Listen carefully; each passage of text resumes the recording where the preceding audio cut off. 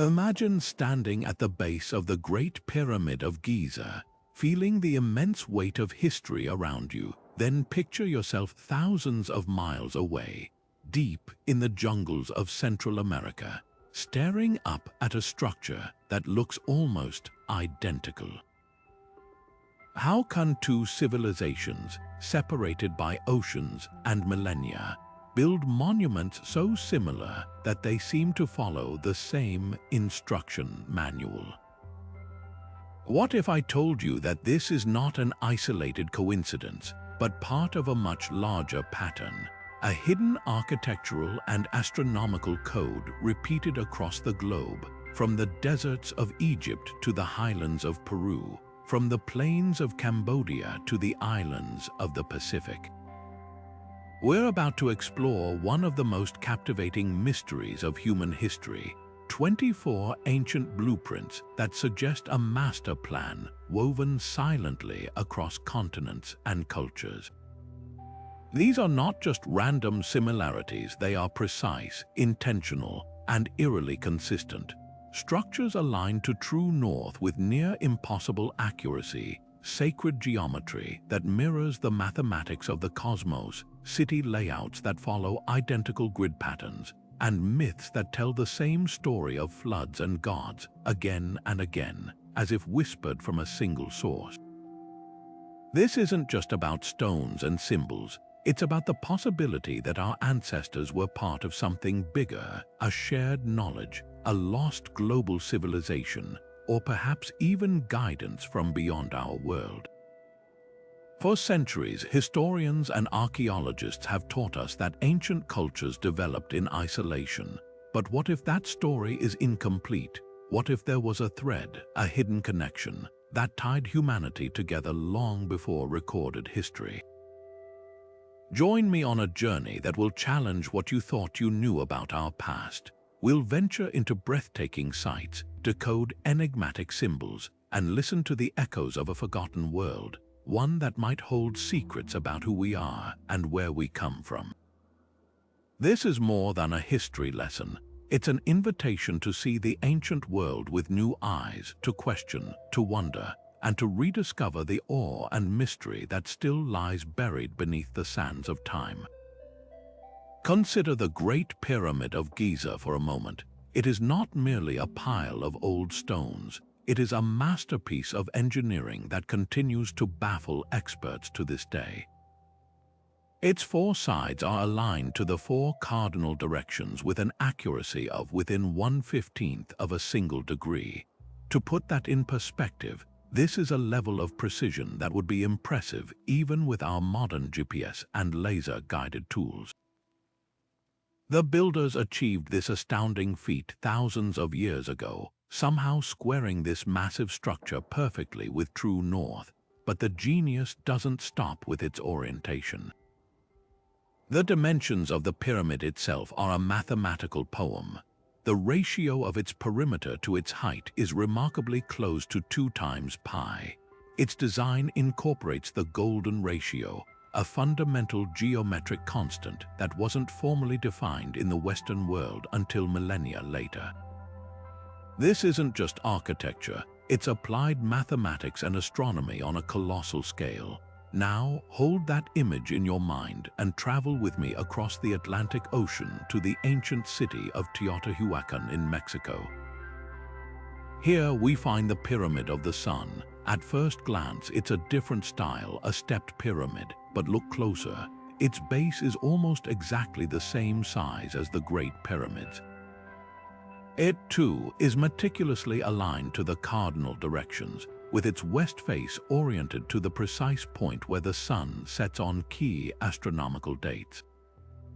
The entire city layout, including the Pyramid of the Moon and the Temple of the Feathered Serpent, is a vast celestial map mirroring the arrangement of stars in the sky above. The pattern doesn't end there. In China, near the city of Xi'an, there exist ancient, massive earthwork pyramids, long shrouded in secrecy and covered by trees and soil. While less studied, early surveys suggest they also share these uncanny alignment and proportional similarities. So we have three distinct, separated cultures: Egyptian, Mesoamerican, and potentially Chinese, all constructing pyramid complexes that follow the same invisible rulebook: precise cardinal alignment, specific mathematical proportions, and a deep, inherent connection to astronomical phenomena.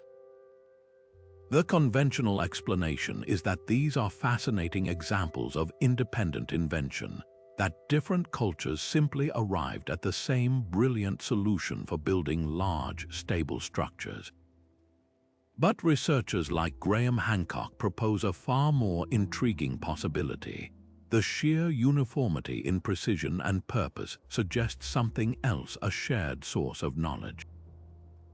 This wasn't just about building upward, it was about building with intent, encoding a sophisticated understanding of our planet and its place in the cosmos into the very bedrock. This alignment hints at a global architectural code, a foundational blueprint that guided ancient builders to create these monuments as more than tombs or temples, but as terrestrial mirrors reflecting the order of the heavens themselves. This shared language of geometry extends far beyond these two iconic locations.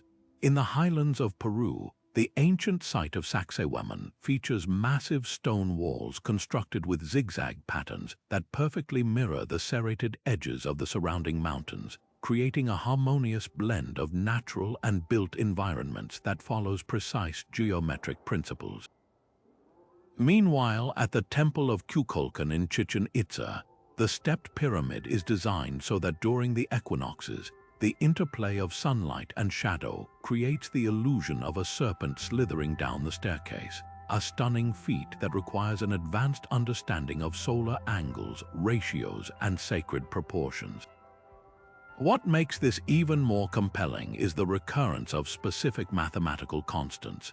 The vesica piscis, a shape formed by the intersection of two circles with the same radius, appears in the architecture of Gothic cathedrals, Hindu mandalas, and even the layout of ancient Mesopotamian temples. This shape was considered profoundly sacred, representing the intersection of the spiritual and material worlds. Similarly, the Fibonacci sequence, a series of numbers where each is the sum of the two preceding ones, manifests in the spiral patterns of nautilus shells, sunflower seed heads, and, remarkably, in the construction principles of ancient stone circles and temple dimensions.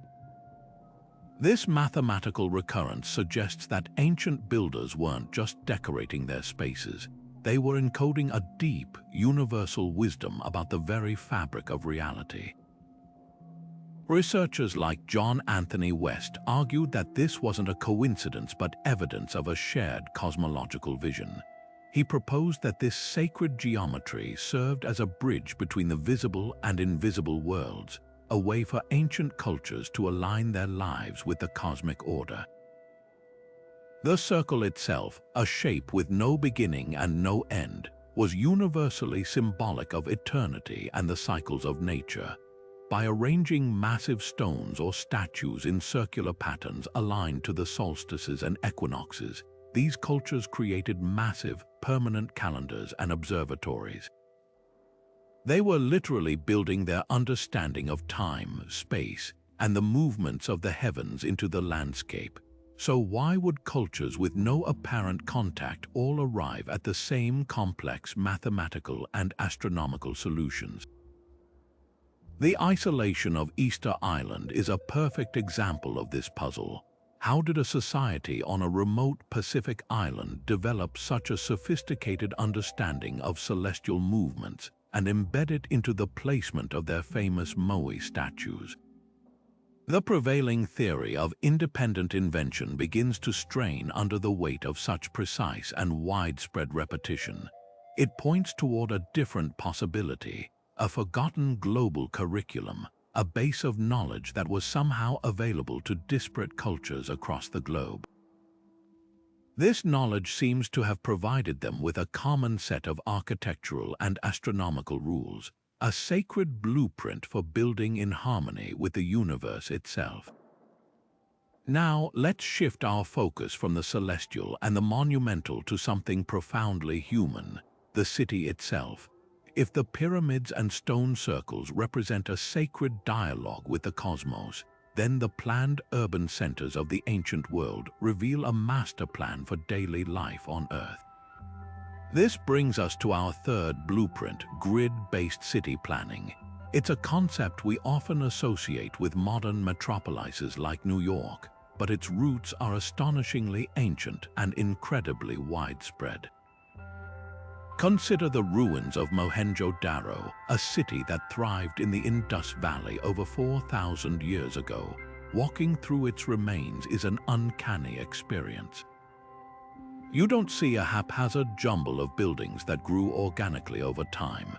Instead, you find wide, straight streets running in a precise north-south and east-west grid, dividing the city into neat, rectangular blocks. The level of sophistication is breathtaking. They built with standardized, kiln-fired bricks of a uniform ratio, ensuring every building was structurally sound and consistent. But perhaps most impressively, they engineered a complex, city-wide drainage system. Each house had a bathroom connected to a covered central sewer, a luxury that wouldn't be seen again in many parts of the world for thousands of years. This wasn't just building, this was civil engineering on a grand scale. Now travel across the world and thousands of years forward in time, not at all. Journey instead to the other side of the planet, to the arid coast of Peru. Here, the ancient city of Caral, one of the oldest in the Americas, presents a nearly identical picture. Dating back to the same era as the Egyptian pyramids, Caral is also laid out in a distinct, organized plan. Its central public buildings and residential areas are arranged with clear intention around plazas and along pathways, all aligned with the cardinal directions. They, too, demonstrate a remarkable understanding of urban design, with complex architectural complexes and evidence of large-scale planning. Two cities, two separate hemispheres, two cultures with no conceivable contact, yet both arriving at the same conclusion. The most effective way to organize a large community is through a structured geometric grid. This pattern of intentional urban design doesn't stop with these two examples. The ancient Egyptian city of Alexandria, though founded later by Alexander the Great, was famously designed on a gridiron plan by the architect Dinocrates. Its main streets were laid out in a perfect grid, a design philosophy meant to impose order and facilitate trade and movement. Similarly, ancient Chinese capitals, most notably Chang'an during the Tang dynasty, were meticulously planned as vast, walled rectangles with symmetrical grid layouts, their palaces and markets placed according to strict geomantic principles to ensure harmony and balance.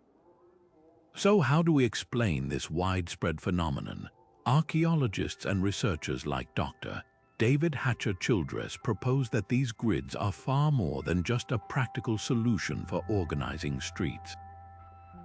They reflect a universal blueprint for harmonious living, a set of principles possibly derived from astronomical observations or the ancient practice of geomancy, the art of aligning structures with the spiritual and energetic forces of the landscape.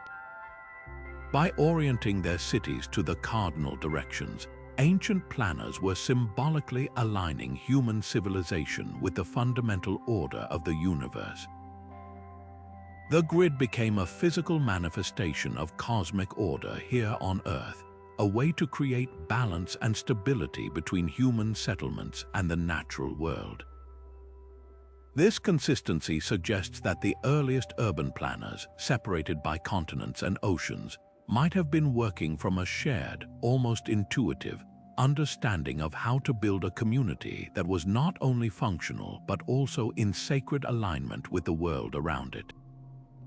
But this master plan wasn't just about aligning stones to the stars or organizing streets in perfect grids. It was also about something even more fundamental to human survival, the mastery of water.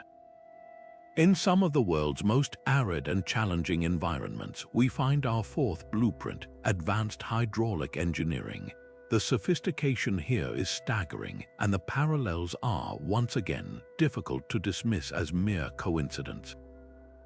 Think of the iconic Roman aqueducts, marvels of gravity-fed design that brought fresh water to bustling cities across vast distances. Now, travel to the arid plains of India, where for over a millennium, incredibly elaborate stepwells were carved straight down into the earth. These weren't just wells, they were subterranean temples, intricate inverted palaces designed to access and preserve the precious water table, with staircases leading down to the water's edge that also served as sophisticated cooling systems for the surrounding communities. On another continent entirely, in the dry valleys of Peru, the ancient Nazca people, famous for their immense desert geoglyphs, faced a similar challenge. Their solution was a network of subterranean aqueducts known as puquillos. These were spiral-shaped, funnel-like constructions that tapped into underground aquifers. They built vertical shafts down into the water table, connected by horizontal canals that used the natural slope of the land to guide the water to where it was needed for both irrigation and daily life. This allowed their civilization to flourish in one of the driest places on Earth. Even more fascinating are the shared techniques. In Mesoamerica, the Maya used a system called the olla, which involved burying porous, unglazed pots near crops. These pots would slowly seep water directly to the roots, minimizing evaporation, a highly efficient form of ancient drip irrigation. Meanwhile, thousands of miles away in ancient Persia, engineers were building canals. These were gently sloping tunnels dug into alluvial hillsides that would channel groundwater from a high-elevation aquifer down to the surface at a lower level, without any need for pumping, simply using gravity. The common threads are undeniable: a profound understanding of gravity, a precise knowledge of topography and slope, and innovative storage techniques designed to combat evaporation in hot climates. How do we explain this? The conventional view attributes these wonders to local innovation, brilliant but isolated solutions to a universal problem. Yet scholars like Charles H. Hapgood looked at this global pattern and saw something more. He speculated that this knowledge of hydrology, geology, and advanced engineering might have originated from a much older, pre-flood civilization, a sophisticated culture that possessed a mapped understanding of the Earth's resources and hydrological cycles, a knowledge that was then disseminated and preserved by surviving cultures around the world. Whether one subscribes to that theory or not, the evidence on the ground is compelling. This hydraulic harmony, this repeated discovery of the same elegant engineering solutions across impossible divides, points powerfully to a disseminated blueprint for survival. It suggests that ancient peoples weren't just struggling to find water. They were applying a shared, advanced knowledge of how to harness and manage it, turning some of the most inhospitable regions on the planet into cradles of civilization. Now consider the sheer physical challenge of what these ancient builders accomplished. At Baalbek in Lebanon, we find the famous trilithon, 3 colossal stone blocks, each weighing an estimated 800 tons, positioned with such precision in a massive wall that a razor blade cannot be inserted between them. To put that weight into perspective, that is the equivalent of 3 fully loaded jumbo jets, lifted and placed with millimeter accuracy. How was this achieved? The quarries where these stones were cut are located nearly a mile away, meaning these unimaginably heavy objects were not only extracted from solid bedrock, but also transported across difficult terrain and then hoisted into place, perfectly aligned, high up on a temple platform. The logistics involved are mind-boggling, even by today's engineering standards. Journey across the world to the highlands of Peru, and you will encounter a similar, jaw-dropping spectacle at the fortress of Sacsayhuaman. Here, the stonework is different in style but identical in its impossible perfection. Enormous blocks of andesite stone, some weighing over 100 tons, are carved into complex, irregular polygons with as many as 12 distinct angles. These stones are fitted together in a sprawling jigsaw puzzle, interlocking so tightly that not a single sheet of paper can slide between them. This construction method is known as polygonal masonry, and its brilliance goes far beyond aesthetics. The irregular, interlocking joints actually make the walls incredibly resilient to seismic activity. During an earthquake, the stones in a mortared wall would typically crack and crumble, but these polygonal blocks shift and settle with the tremors before locking back into place, a seismic engineering feat that has allowed these walls to stand unshaken for millennia. This identical technique is not confined to just these two locations. It appears at the mysterious Yonaguni monument off the coast of Japan, where massive, terraced sandstone structures feature clean, right-angled corners and precise flat surfaces that defy natural erosion patterns. We see it again in the Valley Temple next to the Great Sphinx in Egypt, where enormous blocks of red granite and limestone are assembled with the same seamless, mortarless joinery. The global recurrence of this specific, highly advanced method is one of the most compelling puzzles in archaeology. Modern engineers and machinists who examine these sites are often the most baffled. Researchers like Christopher Dunn, who has a background in precision aerospace manufacturing, point to tool marks and surface finishes on these ancient stones that suggest the use of machinery, not primitive hand tools. The surfaces are often flawlessly flat, with corners that are perfect right angles, and some stones even show evidence of being cut with a saw that left a consistent, tiny groove pattern, a signature of an advanced, repeating mechanical process. How could Bronze Age or Stone Age cultures, working with simple copper chisels and stone hammers, possibly achieve such machine-like precision on such a massive scale? The official explanations of pounding stones with harder stones, or using sand and water to slowly abrade surfaces, seem utterly inadequate when faced with the evidence on the ground. This leads us to an inescapable and profound question.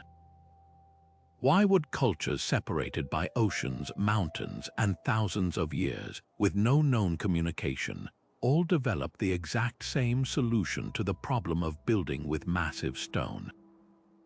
Not just a similar idea, but the same highly complex, technically demanding method of polygonal, interlocking masonry.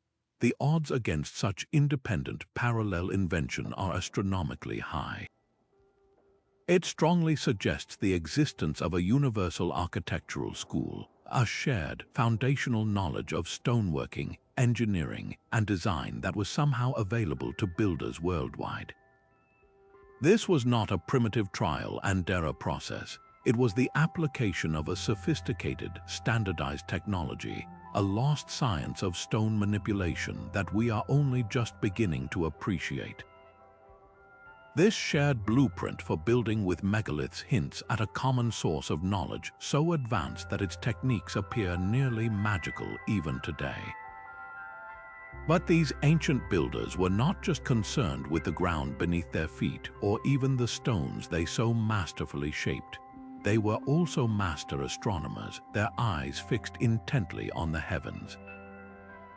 This brings us to our sixth blueprint, celestial alignments in temple design, where architecture becomes a permanent stone and mortar record of the sky. The scale of this achievement is almost incomprehensible. Consider the magnificent Angkor Wat in Cambodia, the largest religious monument ever constructed. From above, its vast moats and concentric galleries are breathtaking, but its true genius is revealed when we look far beyond it. The entire complex is precisely aligned to the constellation of Draco, the dragon. Specifically, during the spring equinox in the 10th century, the sun would rise directly over its central tower, but the temple's bas-reliefs and axes also encode the position of the Alpha star in Draco, Thuban, which was the pole star around the time of its construction. This is no simple sun marker. It reflects an understanding of a subtle, slow-moving celestial dance. This dance is known as precession, the gradual wobble of Earth's axis over a cycle of approximately 26,000 years. Because of this wobble, the position of the stars slowly shifts over centuries, and the identity of our North Star changes.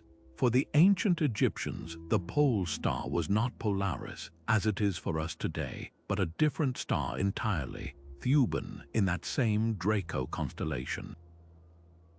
The Temple of Karnak, a sprawling complex dedicated to the god Amun-Ra, is a testament to their deep awareness of this phenomenon. Its main axis is aligned so that on key dates, the light of the star Sirius, the brightest star in the night sky and one of profound importance to their calendar and mythology, would penetrate deep into the temple's inner sanctum, illuminating statues of the gods. The heliacal rising of Sirius, its first appearance after a period of invisibility, marked the annual flooding of the Nile, the lifeblood of their civilization.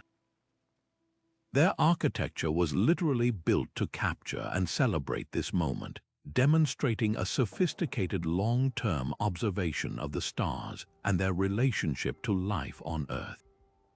This pattern of encoding complex astronomical knowledge into stone repeats itself across the Atlantic.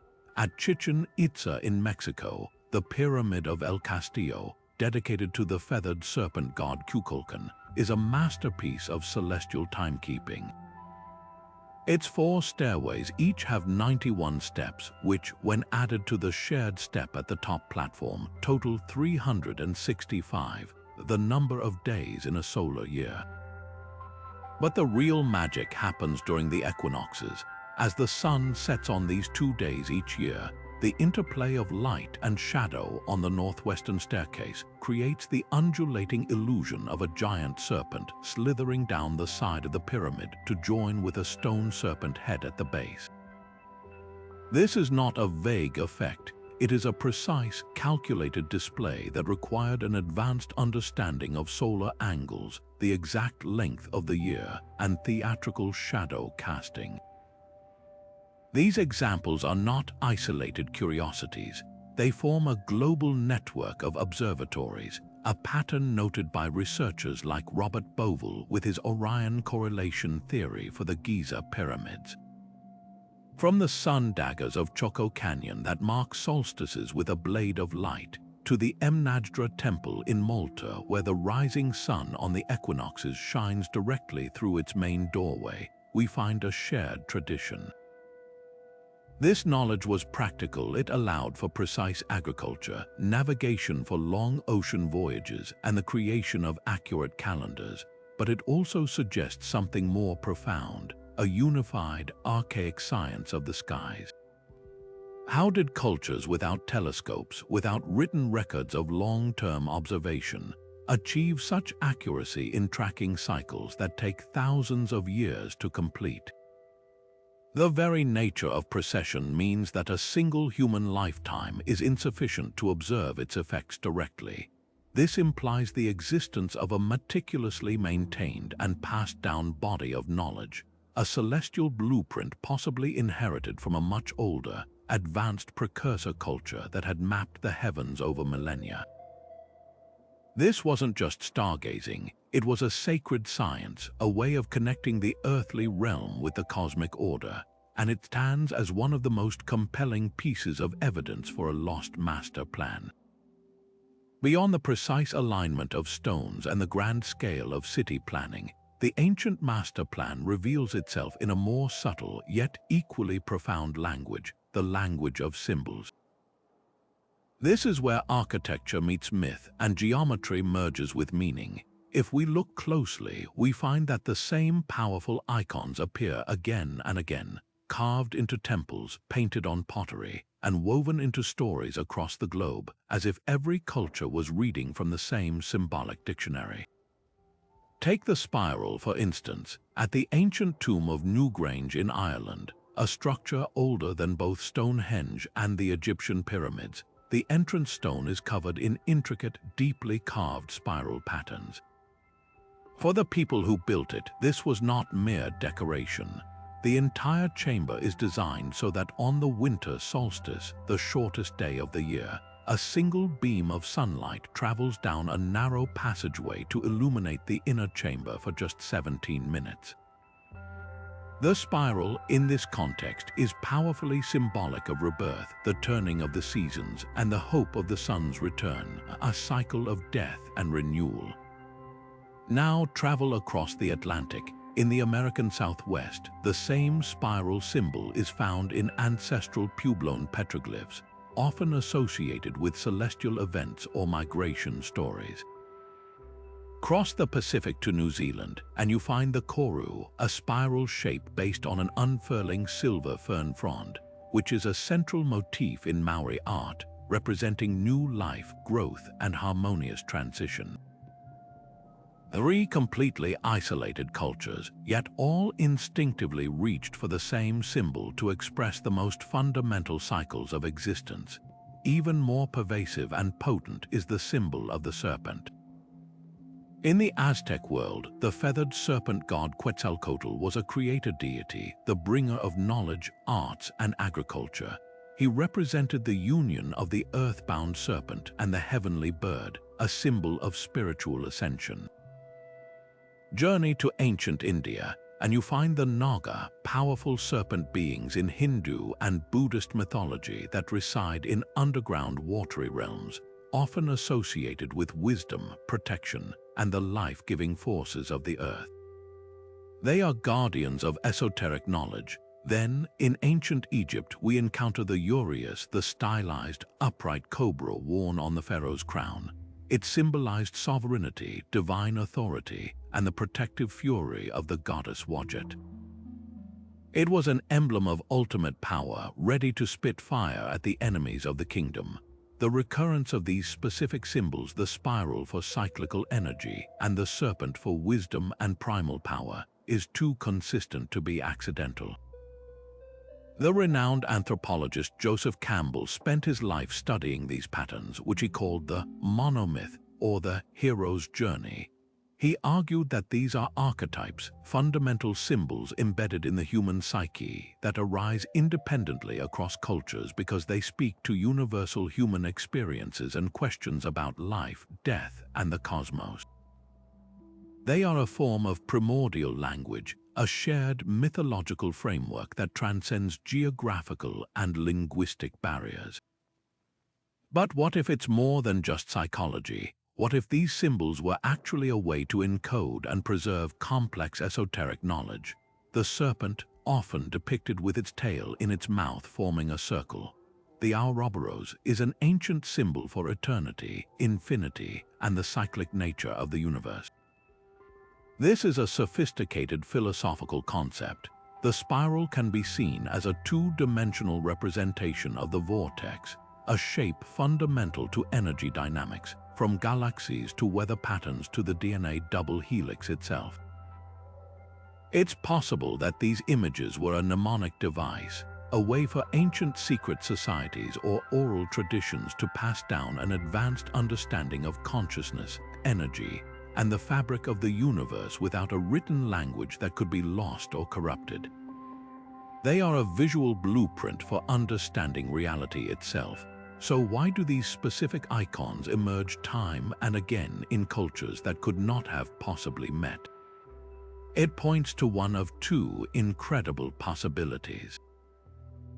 Either these symbols are indeed archetypal, hardwired into human consciousness and arising spontaneously to answer our deepest questions, a primordial belief system, or they are evidence of a far more ancient global cultural exchange, a diffusion of ideas from a single, common source that was so influential its symbolic language became the bedrock of mythologies worldwide. This shared symbolic language suggests that our ancestors were not just connected by how they built, but also by what they believed. This fascination with sacred geometry and celestial alignment leads us to a discovery that is perhaps even more abstract, yet far more precise, a hidden numerical code. If the symbols are the poetry of this ancient master plan, then the numbers are its grammar, a sophisticated mathematical language silently encoded into the very dimensions of the world's most revered monuments. Let's begin with a number that seems to follow us through the annals of ancient wisdom, 72. This is not a random figure. It is deeply woven into the fabric of time and space itself. Astronomically, it takes the Earth 72 years to move just 1 degree through the great 26,000-year cycle of precession, the slow wobble of our planet's axis.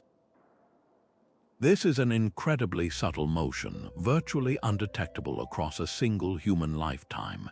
Yet this precise number, 72, is deliberately embedded into ancient architecture. The Great Pyramid of Giza, for instance, is not just aligned to true north. Its original height was recorded as 280 royal cubits.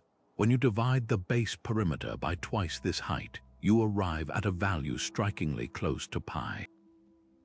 But more intriguingly, the number of inward-facing stones in the so-called coffer within the king's chamber is often cited as 72, a number that eerily echoes the precessional code.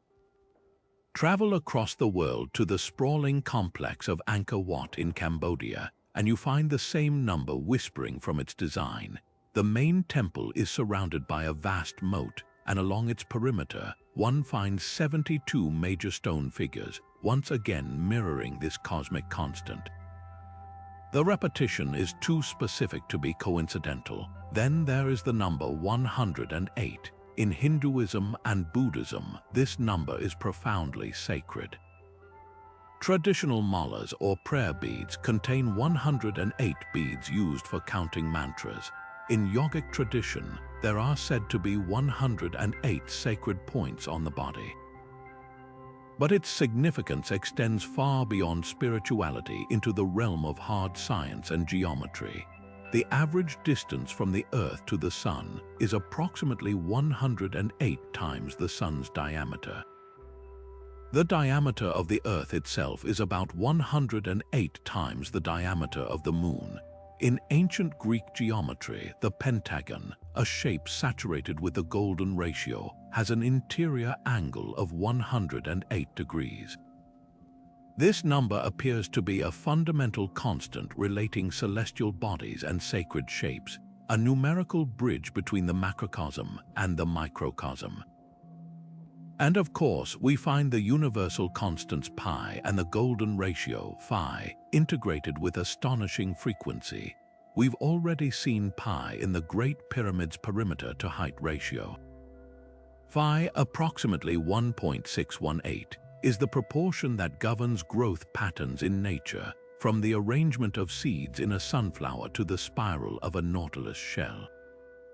This same ratio dictates the precise dimensions of the Parthenon in Greece, is encoded in the floor plan of the king's chamber in the Great Pyramid, and defines the progressive scaling of the chambers within the Great Ziggurat of Ur. Modern mathematicians and researchers like Jane 108 passionately argue that these aren't isolated instances of clever design. Instead, they form a cohesive, universal code, a numerical blueprint for understanding the harmonic structure of reality itself. These numbers represent the fundamental frequencies and ratios upon which the universe is built. This presents us with an almost insurmountable intellectual challenge. How did cultures separated by continents and millennia, many of whom left no evidence of complex mathematical notation, all managed to integrate these highly advanced and interdependent constants into their most important structures? They didn't have calculators, they didn't have standardized global textbooks, and the very concept of pi and phi as formalized constants came much later in history. The only plausible explanation is that this knowledge was not invented independently each time, but was instead inherited. It points to the existence of a hidden curriculum, a body of esoteric knowledge that understood the universe in terms of vibration, geometry, and number. This was a science that saw mathematics not as an abstract exercise, but as the sacred language of creation, and they built this language into their temples to create a permanent resonance with the cosmos. This numerical code is perhaps the most convincing evidence yet for a shared, advanced source of knowledge that guided ancient builders across the globe. Now let's shift our perspective from the celestial to the terrestrial and consider the Earth not just as a foundation for these structures, but as an active, integrated part of their design. This brings us to one of the most intriguing and controversial concepts in alternative history, the idea of ley lines and ancient geodetic surveying. Imagine drawing a straight line on a map, a perfect great circle route that stretches for hundreds, sometimes thousands of miles. Now, picture that this invisible line doesn't just connect random points, but passes directly through a series of the world's most sacred and significant ancient sites. This is the tantalizing premise of ley lines, and the evidence for this kind of intentional alignment is both staggering and deeply mysterious. Consider a few of these alignments. One of the most famous is the so-called St. Michael's Ley, which runs across southern England. This straight line connects a host of prehistoric and religious sites dedicated to the Archangel Michael, who is often associated with high places and light. The line begins at a stone circle in Cornwall, passes through the Glastonbury Tor, a natural hill steeped in Arthurian legend, and continues through Avebury Stone Circle, one of the largest in the world, before culminating at another Michael-related site on the East Coast. The probability of these specific, culturally significant points falling on a single, straight line by pure chance is incredibly low. But this phenomenon is not confined to the English countryside. On a global scale, the alignments become even more profound. If you take a map and plot the locations of the Great Pyramid of Giza, the ancient rock city of Petra in Jordan, the lost city of Mohenjo-Daro in the Indus Valley, and the mysterious Angkor Wat complex in Cambodia, you will find that they all sit on a single, specific great circle line that runs across the face of the planet. This is not a matter of a few miles of local folklore.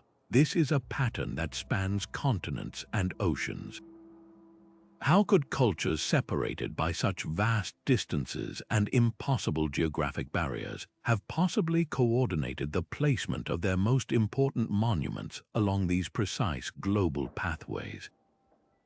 The term ley line was first popularized in the 1920s by an English amateur archaeologist and antiquarian named Alfred Watkins. While looking at a map of the Herefordshire countryside, he had a sudden revelation that ancient sites, old churches built on pagan grounds, standing stones, ancient hill forts, and holy wells seemed to align along straight tracks. He theorized that these were old straight tracks, pathways used for trade, pilgrimage, or perhaps ceremonial processions in prehistoric times. His was a practical, terrestrial explanation for a terrestrial observation. However, later researchers began to propose far more esoteric and expansive theories. They suggested that these lines were not just old roads, but perhaps markers of something inherent to the Earth itself, invisible pathways of natural energy, akin to the acupuncture meridians of the human body, but on a planetary scale. This idea gained traction from dowsers, who claimed to be able to detect concentrated energies or water flows at these sites and along these lines. Scientific investigations have sometimes found correlations between ley lines and geological features, such as magnetic anomalies, underground water flows, or fault lines, which can generate measurable electrical and magnetic phenomena. The theory proposes that ancient cultures, through means we no longer understand, were able to detect these earth energies and chose to build their sacred sites at these powerful nodes and along these energetic channels, effectively tapping into the planet's own vitality for spiritual or practical purposes. This leads to an even more radical proposition, that this network of aligned sites represents evidence of a primordial, worldwide survey of the entire planet, a master grid map etched into the very landscape by a sophisticated, perhaps lost civilization. The precision required to place these monuments on a global scale with such geometric intent implies a knowledge of geodetic science, the measurement and representation of the Earth that we typically attribute only to the modern era with its satellites and GPS. Could this be the work of a single, guiding intelligence that mapped the entire Earth in the distant past, leaving behind a grid of sacred sites as a permanent record of their understanding?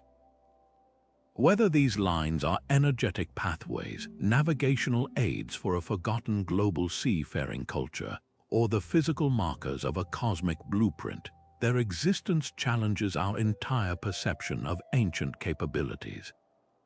The consistent, deliberate placement of these monuments suggests a plan that viewed the Earth as a single, integrated whole, a canvas upon which a grand, mysterious design was carefully laid out. Now let's turn down the lights and listen closely, because our next blueprint isn't something you see, it's something you feel. It's a blueprint written not in stone but in sound. Across the ancient world, we find sacred spaces that were meticulously engineered not just for visual grandeur, but for their acoustic properties, designed to manipulate sound in ways that can profoundly alter human consciousness. This is our 10th blueprint, acoustic engineering in sacred spaces. Perhaps the most astonishing example lies deep underground on the Mediterranean island of Malta. Here, the Hal-Saflieni Hypogeum is a sprawling, multi-level subterranean temple complex carved from solid limestone over 5,000 years ago. It is a place of death and ritual, a labyrinth of tombs and chambers. But step into one specific room, known as the Oracle Chamber, and speak in a normal tone of voice. Something incredible happens. Your voice is not just echoed, it is transformed. It is amplified and distorted, resonating throughout the entire complex with an eerie, powerful vibration that seems to come from the very walls themselves. Scientific analysis has shown that this chamber resonates at a specific, low frequency of 110 Hz.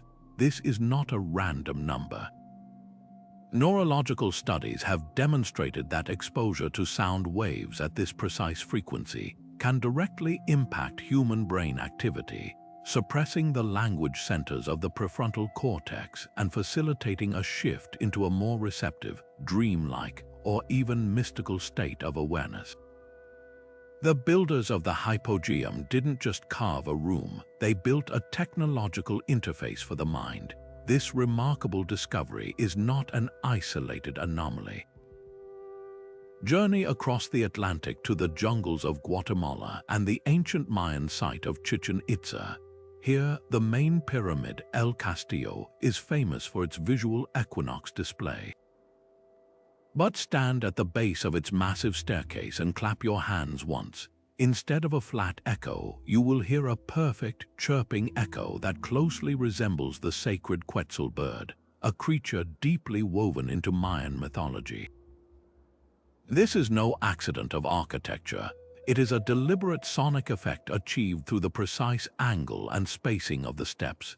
Similarly, deep within the interior chambers of certain Mayan pyramids, like the one at Palenque, the acoustics are strangely muted and distorted, creating a disorienting and otherworldly atmosphere that would have profoundly impacted any ritual performed within.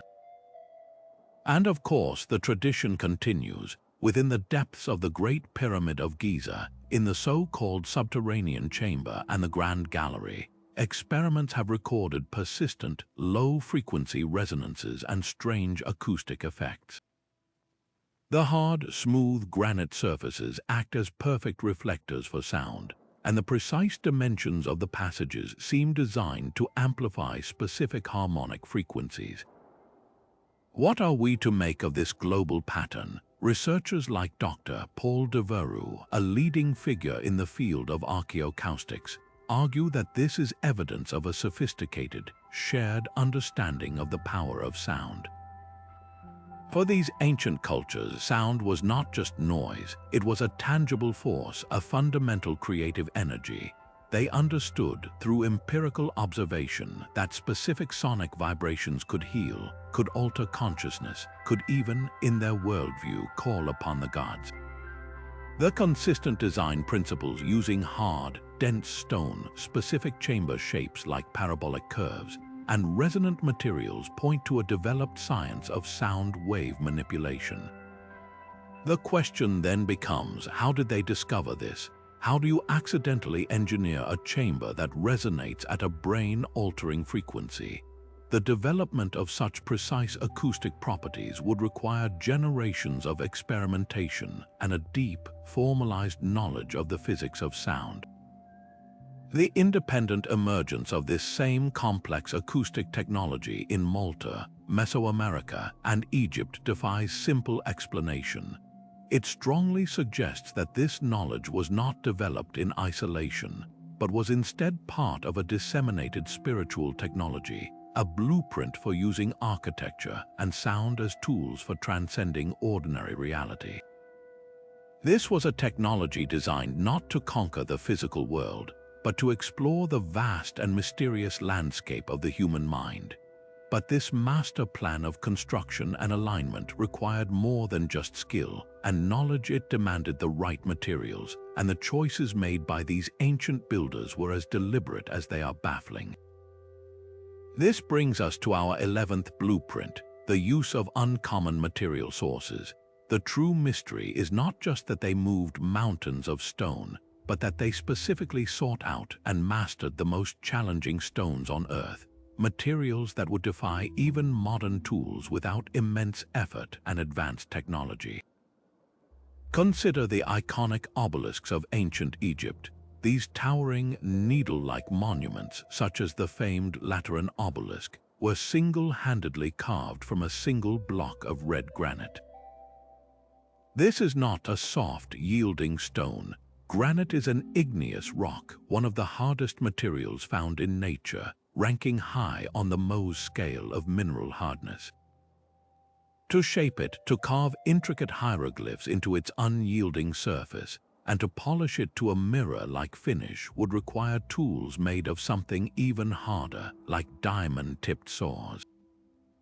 Yet, mainstream Egyptology tells us the ancient Egyptians accomplished all of this with simple copper chisels and stone pounders' tools that would be blunted into uselessness after just a few inches of work on such a hard surface. The unfinished obelisk still lying in its quarry at Aswan provides a silent, powerful testament to the immense difficulty of this work, showing the clear marks of their methods and highlighting just how Herculean their task truly was. Now travel to one of the most remote inhabited places on the planet, Easter Island. Here, the famous moai, those colossal, enigmatic heads gazing inland, were also carved from an incredibly resilient stone. The majority were hewn from compressed volcanic ash, a type of rock called tuff, but a significant number, including the largest ones, were sculpted from basalt, another exceptionally hard, dense volcanic rock. The basalt quarries show evidence of the same puzzling techniques, precise carving and shaping that seems to exceed the capabilities of the basic stone tools found by archaeologists. How did a small, isolated society on a tiny Pacific island develop the capability to not only quarry but also finely detail such stubborn material? The mystery deepens even further when we journey to the high-altitude plains of Bolivia, to the ruins of Pumapunku near the famous Tiwanaku complex. Here we are confronted with a site that truly defies conventional explanation. The site is a jumble of massive, precisely cut blocks made of andesite, a granite-like stone even harder than granite itself.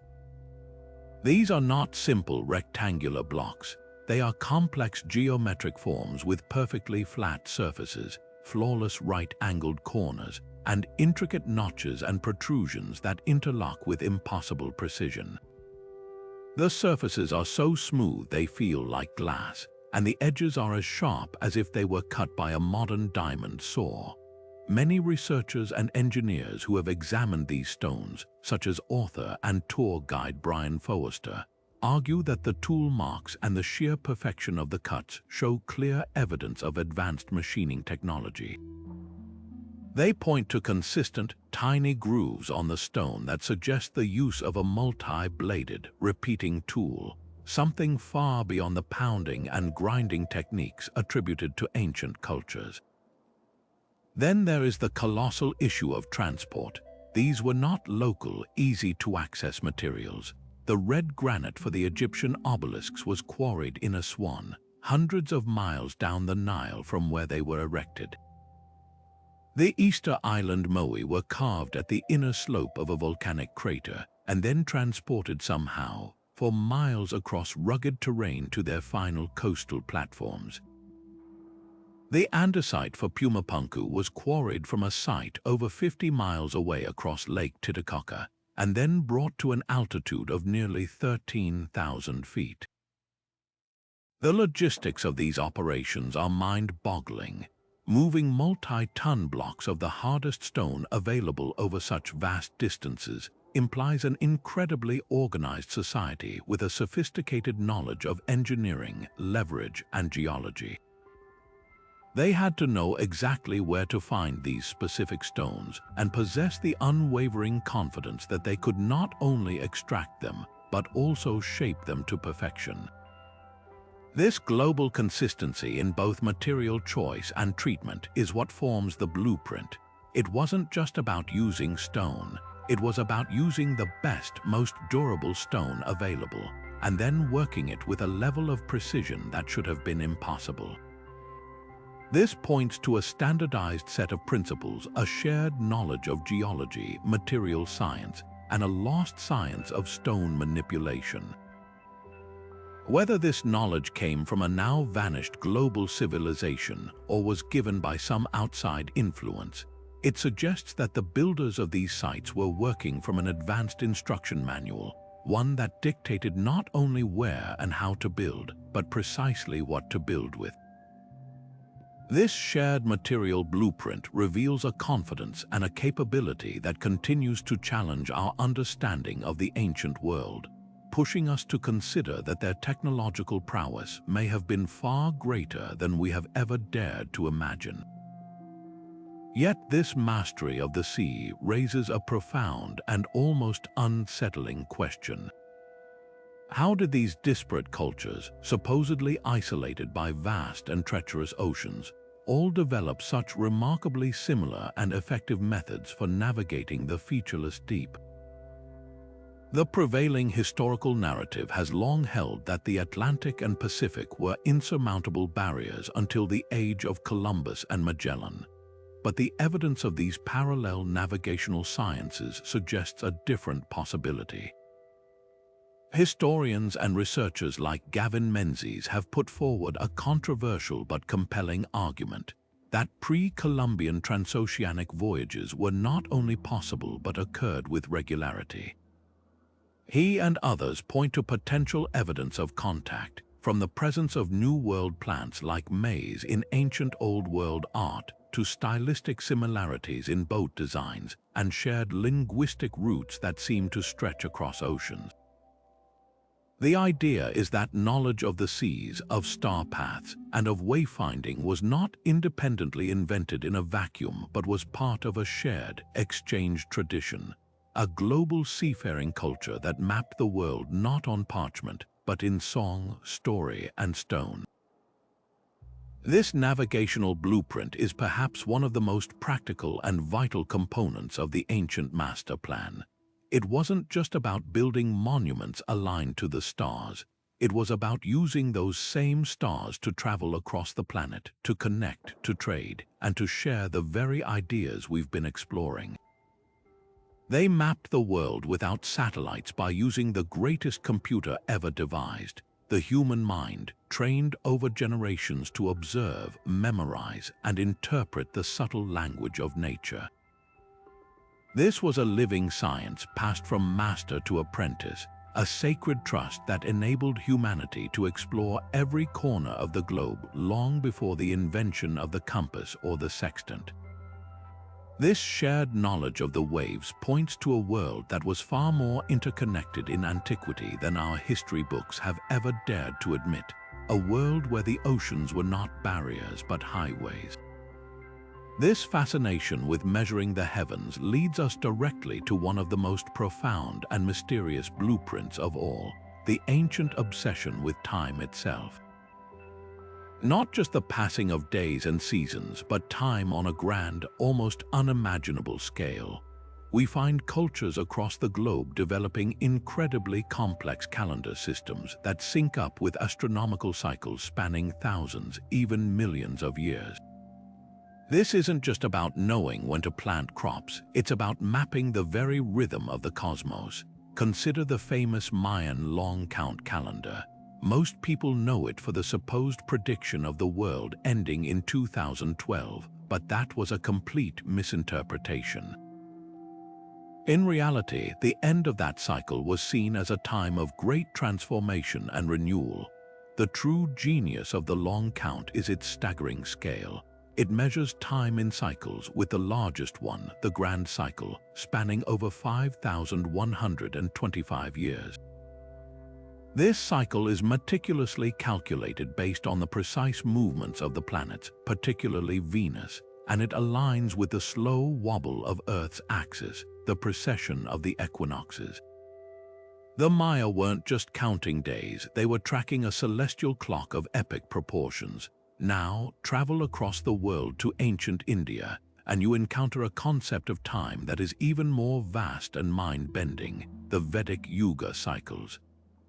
According to these ancient texts, time is divided into 4 repeating ages, or yugas, each with its own spiritual and material characteristics. A single complete cycle of these 4 yugas is called a Mahayuga, and it lasts for 4,320,000 years. This number isn't arbitrary. It is derived from complex astronomical calculations and is deeply intertwined with Hindu cosmology.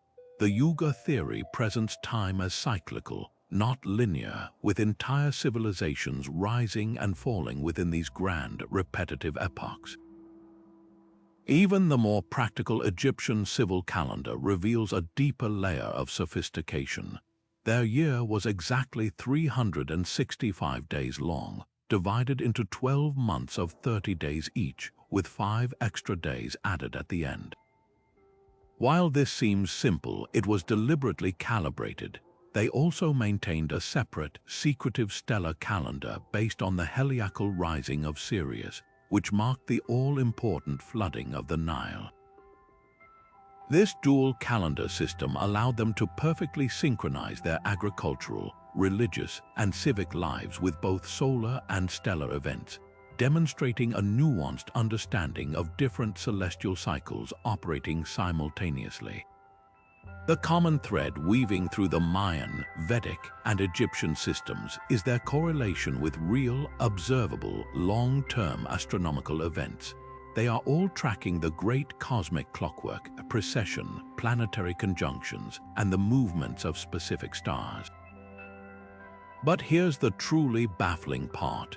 Developing such calendars requires meticulous, continuous observation over centuries, even millennia, to notice patterns like precession that are virtually undetectable within a single human lifetime. How did they do it? How did cultures separated by continents and oceans all decide to measure time in these immense cycles? And how did they all achieve such accuracy? Scholars like Giorgio de Santillana, co-author of the seminal work Hamlet's Mill, argued that this is the strongest evidence yet for a shared archaic science. He proposed that these calendars are not independent inventions, but the broken fragments of a once complete and universal system of knowledge, a sophisticated science of time that understood the universe as a series of interlocking cycles. This was a science that could predict ages of enlightenment and darkness, periods of catastrophe and renewal. It was a blueprint for understanding humanity's place within these vast cosmic seasons. The existence of such synchronized timekeeping across the globe suggests that this knowledge didn't spontaneously arise in each culture. It points to a common source, a primordial civilization or a body of wisdom so advanced that it mapped time itself and then disseminated this blueprint to the corners of the world where it was adapted and preserved within myth and stone. Now, let's turn from the physical world of stone and star to the realm of story and memory, where we find one of the most powerful and pervasive blueprints of all, a story so universal that it echoes across hundreds of cultures, from the deserts of the Middle East to the mountains of South America. This is the blueprint of the Great Flood. It's a narrative that appears with startling consistency in the mythologies of the world, not as a vague tale of rising waters, but as a detailed account with specific, recurring elements that defy simple coincidence. Consider the oldest written version we have, the Epic of Gilgamesh from ancient Mesopotamia. Here, the hero Utnapishtim is warned by the god E that a great deluge is coming to destroy humanity. He is instructed to build a massive boat to take on board the seed of all living things and to save himself and his family. After the flood subsides, he releases a dove, a swallow, and finally a raven to find dry land, and ultimately offers a sacrifice to the gods. Now hold that story in your mind and turn to the book of Genesis in the Hebrew Bible. The parallels are unmistakable. Noah is also warned by God of a coming flood, instructed to build an ark to precise dimensions, to bring his family and pairs of every animal on board. After the waters recede, he too sends out a raven and then a dove and offers a sacrifice upon dry land. The structural similarities are too precise to ignore. But the story doesn't stop there. It travels far beyond the ancient Near East. In Hindu scriptures, the Puranas tell the story of Manu, a pious king. The god Vishnu, in the form of a fish, appears to him and warns him of a catastrophic flood that will wipe out all life. Vishnu instructs Manu to build a giant ship and to fill it with all living creatures and the seeds of every plant. Manu does so, and he is towed to safety by the divine fish, becoming the progenitor of a new humanity. Cross the Pacific Ocean to the Americas, and the stories continue. The Hopi people of North America tell of a world that became corrupt and was purified by a great flood, with only a few righteous survivors who emerged into a new world. The Maya Popolvuh describes a deluge sent by the gods to destroy a failed wooden race of humans. In the Andes, pre-Incan myths speak of a great inundation from which only 2 people survived, repopulating the earth from a high mountain peak. What is truly astonishing is not just the presence of a flood story, but the incredible consistency of its core components, a divine warning, a chosen survivor. The building of a vessel, the saving of animal and plant life, the use of birds to find land, and a final sacrifice or covenant. This is not a collection of vaguely similar ideas. It is the same story being told again and again, like a primordial script passed down through generations. So how do we explain this? Comparative mythologists like David Leeming see this as powerful evidence of a shared ancestral memory. He and others argue that these stories are not mere fictions, but could be distant, mythologized echoes of a real, catastrophic global event. A rapid rise in sea levels at the end of the last ice age, around 12,000 years ago, which would have inundated coastal civilizations and forced mass migrations inland. These traumatic experiences would have been seared into the collective human psyche, retold around campfires for thousands of years until they became the foundational myths we know today. In this view, the flood stories are a form of ancient wisdom literature, a blueprint for societal resilience. They encode a warning about the fragility of civilization in the face of geological and climatic upheaval, and they provide a template for survival. Listen to wisdom, prepare, preserve knowledge and life, and begin again. The alternative explanation, that the same story with the same intricate details spontaneously generated in dozens of completely isolated cultures, stretches credibility to its breaking point. The narrative consistency is so strong that it points irresistibly toward a connection. This hints at the possibility of an ancient, worldwide communication network, a diffusion of this core story through prehistoric trade routes, migrations, or even a much earlier, shared cultural source that has since vanished from the historical record. This story was so vital, so fundamental to the human experience, that it was carried across continents and preserved through millennia, becoming an integral part of the ancient master plan, reminding every culture of the power of nature and the importance of heeding wisdom to ensure the survival of life itself. But this ancient obsession with number and alignment wasn't just about tracking cosmic cycles or surviving cataclysms. It was also woven into the very fabric of their most beautiful structures, creating a visual harmony that feels instinctively right to the human eye. This brings us to our 15th blueprint, harmonic proportions in design. Here, we move beyond mere alignment and into the realm of sacred geometry, where specific mathematical ratios were used to create buildings that were not only breathtakingly beautiful, but also profoundly resonant with the natural world. The most famous example is, of course, the golden ratio, often represented by the Greek letter phi, approximately 1.618. This is an irrational number that appears over and over again in nature, in the spiral of a nautilus shell, the arrangement of seeds in a sunflower, and even the proportions of the human body. It's a ratio that the human brain seems hardwired to find pleasing. Nowhere is this more elegantly demonstrated than in the Parthenon, the great temple atop the Acropolis in Athens. While there is some debate among scholars about the intentionality of every measurement, the facade of the Parthenon can be almost perfectly inscribed within a golden rectangle.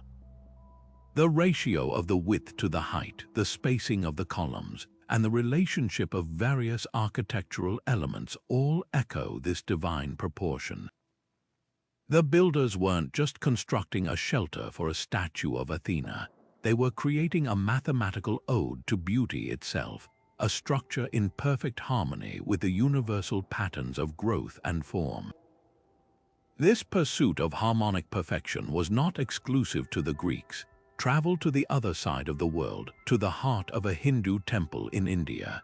The entire design, from its grand silhouette down to the smallest sculptural detail, is governed by precise mathematical principles laid out in ancient texts called the Shilpa Shastras. These texts dictate the use of mandalas, intricate geometric diagrams, as the basis for the temple's floor plan. The ratios used, often incorporating the golden ratio and the square root of 2, are believed to align the structure with the cosmic order. The temple becomes a microcosm of the universe, a place where worshippers can physically step into a space designed with the same proportions that govern the cosmos, facilitating spiritual connection and well-being. And once again, we find the same principle at work in the ancient Americas. The stepped pyramids of Mesoamerica, like the Temple of the Inscriptions at Palenque, are masterclasses in proportional design. The height of the pyramid, the dimensions of the temple on its summit, and the ratio of the various tiers all conform to the same harmonic ratios. This wasn't just for aesthetics, it was structural genius. These proportions create an incredible stability, allowing these towering structures to withstand centuries of earthquakes and tropical storms. The pyramid form itself, tapering towards the heavens, is a physical representation of a mathematical concept, bridging the earth and the sky. The recurrence of this specific, complex mathematical principle across the globe is what baffles modern researchers. The famous 20th century architect Le Corbusier was so captivated by this phenomenon that he developed his own system of proportions, the modular, based on the golden ratio and the human form, arguing that it represented a universal language of design that transcended culture and era. He saw in these ancient structures proof of an innate human understanding of harmony. So how did these diverse ancient builders, without the formalized mathematics of algebra or calculus, all arrive at the same sophisticated ratios? The answer might lie less in calculation and more in intuition and observation. It's possible that through millennia of observing the natural world, the patterns of plants, the spirals of shells, the proportions of their own bodies, this sense of harmonic balance became ingrained. They may have developed tools like ropes with knots placed at specific intervals to physically lay out these proportions on the ground, turning an intuitive understanding of beauty into a reproducible architectural blueprint. This suggests a knowledge that was both practical and profound, a shared intuitive grasp of a universal principle that certain shapes and ratios simply feel right because they mirror the very fabric of creation. This harmonic blueprint was their way of building structures that didn't just occupy space, but that actively resonated with it, creating places of power, beauty, and peace that continue to awe us thousands of years later. Beneath the sun-baked landscapes and iconic monuments of the ancient world lies another hidden layer of civilization, a vast, shadowy realm of tunnels, chambers, and entire cities carved deep into the living rock. This is our 16th blueprint, the global phenomenon of subterranean networks. While we've marveled at what ancient builders constructed towards the heavens, their work descending deep into the earth is perhaps even more astonishing, revealing a shared instinct to seek shelter, sanctuary, and perhaps something even more mysterious below the ground. The most breathtaking example is undoubtedly the underground city of Derinkuyu in Cappadocia, Turkey.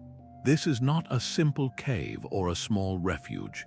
It is a veritable metropolis descending 18 levels and over 200 feet into the volcanic tuff. It's estimated that this single complex could have sheltered up to 20,000 people, complete with everything needed for long-term survival. Living quarters, stables for livestock, churches, wineries, extensive food storage areas, and even a complex network of wells. But the true genius of Derinkuyu is its engineering. The city features a sophisticated ventilation system of over 15,000 shafts that brought fresh air to even the deepest levels, and massive, rolling stone doors, some weighing over half a ton, that could be wheeled into place to seal off passages from any threat, whether it be invading armies or something else entirely. This pattern of elaborate underground construction is not confined to a single continent. On the other side of the world, in Egypt, legends and ground-penetrating radar scans have long suggested the existence of vast tunnel systems beneath the Giza plateau, spreading out from the Great Sphinx and connecting the major pyramids. While much of this remains unexplored or inaccessible, the accounts of ancient historians like Herodotus speak of hidden chambers containing the knowledge of a lost civilization. Similarly, in South America, the myths are just as potent. The indigenous peoples of the Andes speak of a subterranean world called Akupacha, a realm of great spiritual significance accessed through caves and tunnels. The famous ruins of Puma Punku in Bolivia and certain tunnel systems around Cusco in Peru hint at the physical reality behind these legends, showing evidence of precisely carved subterranean channels and chambers. What binds these disparate sites together into a coherent blueprint is not just their existence, but their strikingly similar design features. Across Turkey, Egypt, and the Americas, these underground complexes consistently demonstrate advanced solutions to the same problems: how to move air, how to manage water, and how to ensure security. The ventilation shafts, water wells, and impenetrable stone doors found in Derinku, you have their conceptual counterparts in the air channels theorized within the Great Pyramid and the hydraulic systems believed to run beneath ancient Mesoamerican sites. This isn't just primitive hole digging, it's a sophisticated, standardized approach to subsurface engineering. This global recurrence forces us to ask a profound question. Why? Why would cultures with no apparent contact all invest such immense effort in carving out these elaborate, multi-functional subterranean worlds? The most practical explanation is that they were designed as refuges, a prepared response to cataclysms. Whether the threat was an ice age, a global flood, volcanic eruptions, or invading forces, these underground cities provided a way to preserve life and knowledge through a period of extreme danger. They are the ultimate insurance policy, a blueprint for survival etched into the bedrock of the planet. However, researchers like Erich von Däniken have proposed a more speculative, yet fascinating, alternative theory. He and others have wondered if these tunnels were part of something even grander, a global network, an ancient world-wide web of sorts that connected sacred sites across the planet. Some theories suggest these tunnels could have been used to harness natural Earth energies, like geothermal heat or telluric currents, turning these underground complexes into massive power plants or energy grids. While this remains firmly in the realm of speculation, the sheer scale and similarity of these structures do suggest a purpose that went far beyond simple shelter. They point to a deep, ancient understanding of the Earth not just as a foundation, but as a resource and a protector. This underground blueprint reveals a facet of the ancient master plan focused on resilience, preservation, and a profound connection to the hidden powers of the world below our feet. Moving from the grand scale of underground cities to the intimate details of the workshop, we find some of the most compelling evidence for a shared ancient knowledge not in massive stones, but in the tiny, telling marks left behind by tools. This 17th blueprint focuses on the uncanny similarities in artifacts and tools, the everyday objects that reveal a startling uniformity in technology and industry across the ancient world. The story here isn't written in epic myths or towering temples, but in the subtle grooves of a drill hole and the standardized weight of a merchant's stone. Examine a granite block from a temple at Abydos in Egypt or a piece of andesite from a site like Ollantaytambo in Peru. On the surface, they might just look like old rocks. But look closer specifically, look at the drill holes. In both locations, you will find perfectly circular boreholes drilled into this incredibly hard stone. And inside these holes, you can see something extraordinary, clear, concentric grooves spiraling down the interior surface.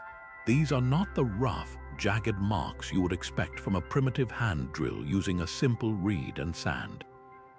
These grooves are consistent, precise, and evenly spaced. To any modern machinist or engineer, these marks are instantly recognizable. They are the unmistakable signature of a tube drill, a hollow drill bit that would have been mounted in a fixed lathe or drill press, using a hard abrasive compound and applying consistent mechanical pressure. The spacing of the grooves even indicates a constant feed rate, meaning the drill was advanced into the stone at a steady, controlled pace. This isn't just a technique, it's evidence of advanced machining. The implications are staggering. It suggests that ancient craftsmen in both Egypt and Peru weren't just banging rocks together. They were using sophisticated, powered machinery to shape stone with a level of precision we would struggle to replicate without modern technology. This pattern of technological parallelism extends beyond tools to the very systems of commerce and regulation. In the ruins of the great Indus Valley cities like Mohenjo-Daro and Harappa, archaeologists have uncovered hundreds of carefully carved cubes made of chert, a hard, dense stone. These are no ordinary stones, they are standardized weights. They follow a precise unit of measurement, with the most common weight being exactly 0.865 grams. This isn't a random number. This unit, when multiplied, creates a beautifully logical system. Doubling gives you 1.73, doubling again gives you 3.46, and so on. Now travel to ancient Mesopotamia, to the Sumerian city-states like Ur and Uruk. Here, excavators have found their own sets of standardized weights, often shaped like ducks or other animals, but based on the same fundamental unit, the shekel. When compared, the weight systems of the Indus Valley and Mesopotamia are not just similar, they are interoperable. They could have been used in the same marketplace without confusion. This points to something far more profound than independent invention.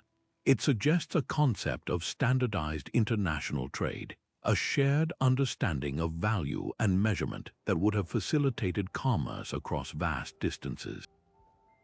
It implies that a merchant from Mohenjo-Daro could have traveled to Ur with his weights and measures and conducted business seamlessly because both cultures were operating from the same foundational rulebook. For researchers like Michael Cremo, co-author of the controversial but meticulously researched book Forbidden Archaeology, these are not isolated curiosities. They are pieces of a vast, overlooked puzzle. He argues that the sheer volume of this evidence, the global repetition of advanced machining marks, identical measurement systems, and other out-of-place artifacts points to a much different human history than the one we are taught.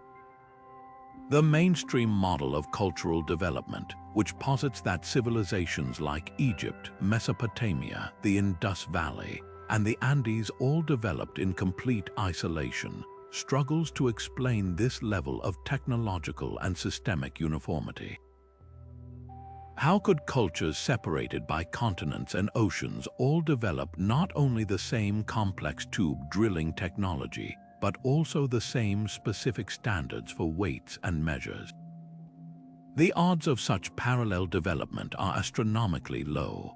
This points irresistibly toward the existence of a worldwide technological culture, or at the very least, a pervasive and shared industrial blueprint. It suggests that a foundational body of knowledge covering everything from geology and metallurgy to mathematics and metrology was available to ancient peoples across the globe. This knowledge provided them with a standardized set of tools, techniques, and systems. Whether this blueprint was carried by ancient mariners along forgotten trade routes, left behind by a much older, now vanished civilization, or given by some other means, its fingerprints are etched into stone and cast in metal across the ancient world. This evidence moves the discussion beyond astronomy and mythology and into the tangible realm of industry and technology, proving that the connections between these ancient cultures were not merely spiritual or artistic, but deeply practical and profoundly advanced. While we marvel at the precision of their stonework and the grandeur of their celestial alignments, perhaps the most vital blueprint of all was written not in stone, but in soil and seed. This is the living legacy of the 18th blueprint, a profound and global harmony in how ancient cultures cultivated the very plants that sustained their civilizations. It's a story that moves from the monumental to the intimate, revealing a shared, sophisticated understanding of the natural world that fed millions and healed the sick, all following what appears to be a universal agricultural playbook. Consider the breathtaking terraces carved into the mountainsides of the Andes. At sites like Moray in Peru, the Incas created vast, concentric circular terraces that functioned as a massive agricultural laboratory, with each level creating a unique microclimate to test and adapt different crop strains. Now shift your gaze across the Pacific to the emerald green rice terraces of the Philippine Cordilleras or the steep slopes of China's Longji terraces. Though cultivating entirely different staples, maize and potatoes in the Andes, rice in Asia, the fundamental technique is identical. They didn't just farm the land, they sculpted it. By creating these stepped fields, they solved multiple problems at once. They prevented catastrophic soil erosion on steep inclines. They maximized arable land in challenging geography. And they perfected a system of irrigation that used gravity to efficiently channel every precious drop of water from the highest terrace to the lowest. This wasn't a simple, obvious solution. It was a complex engineering feat applied to agriculture, and it emerged independently in cultures that supposedly never met.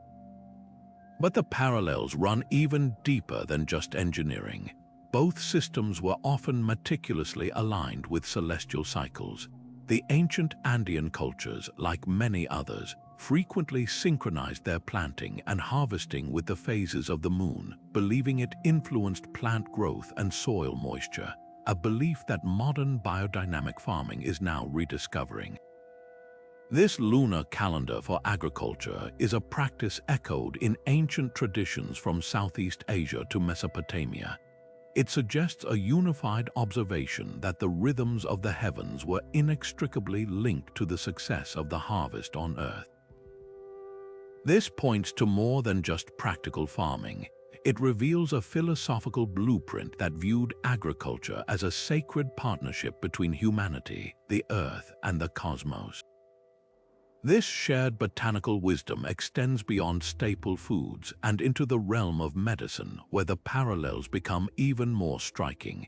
In ancient India, for thousands of years, turmeric has been a cornerstone of Ayurvedic medicine.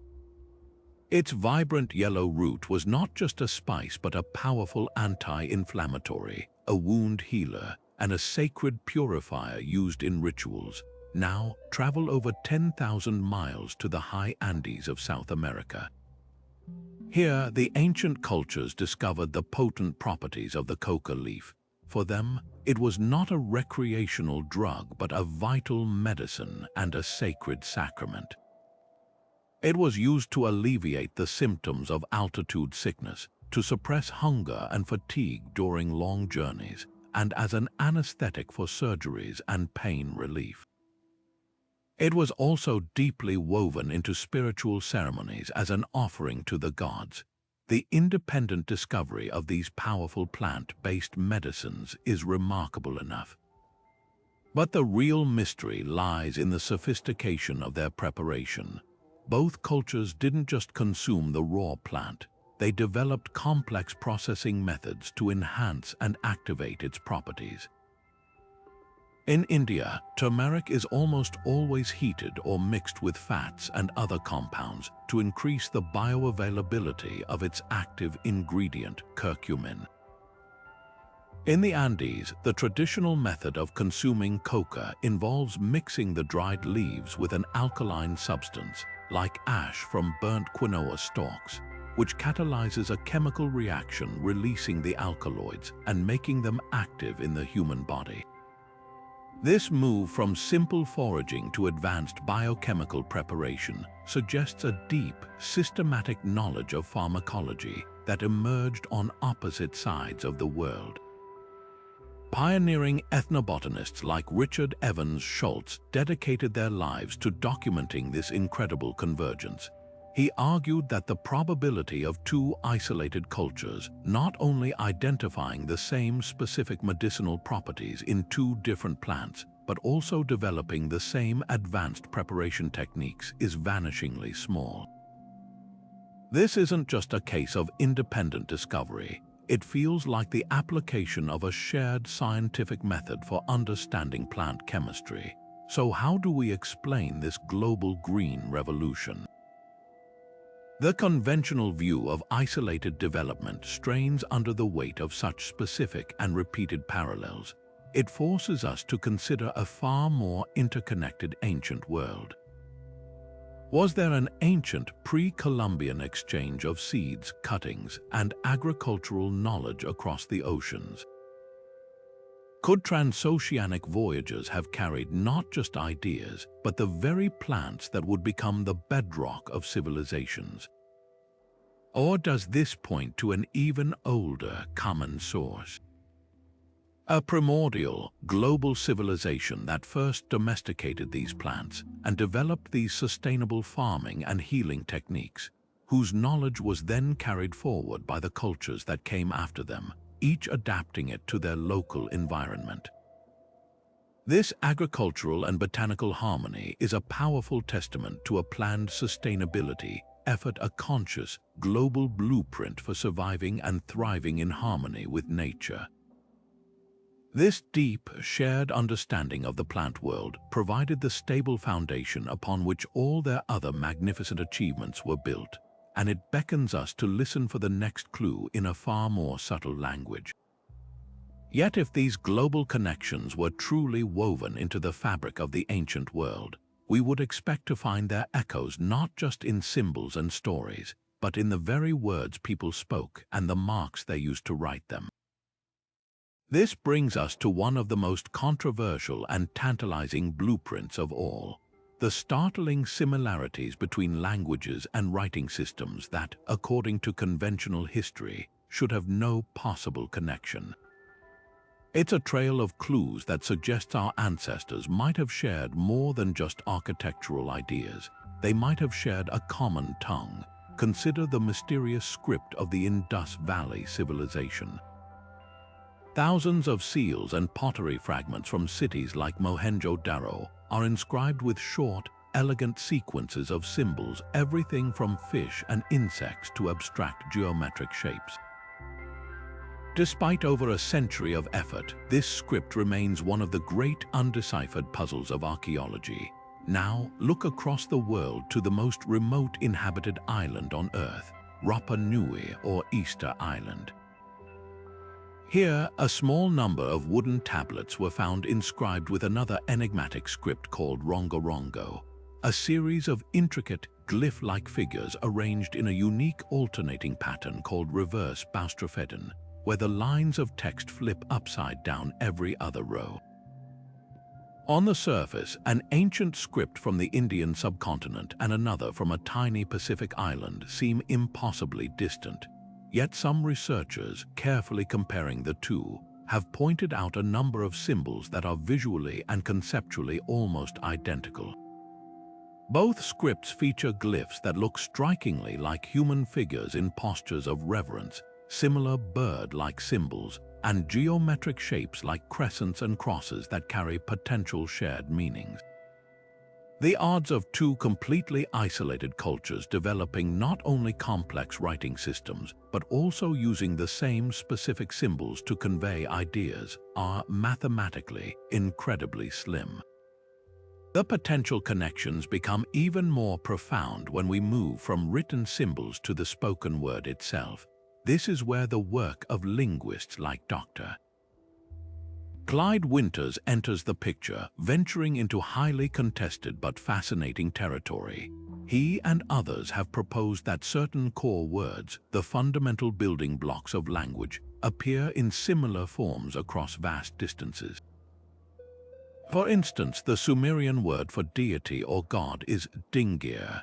Intriguingly, in the Mayan language, the word for a powerful, deified ancestor or ruler is Ahau, but the root sound for sacredness or divinity often carries a similar phonetic weight.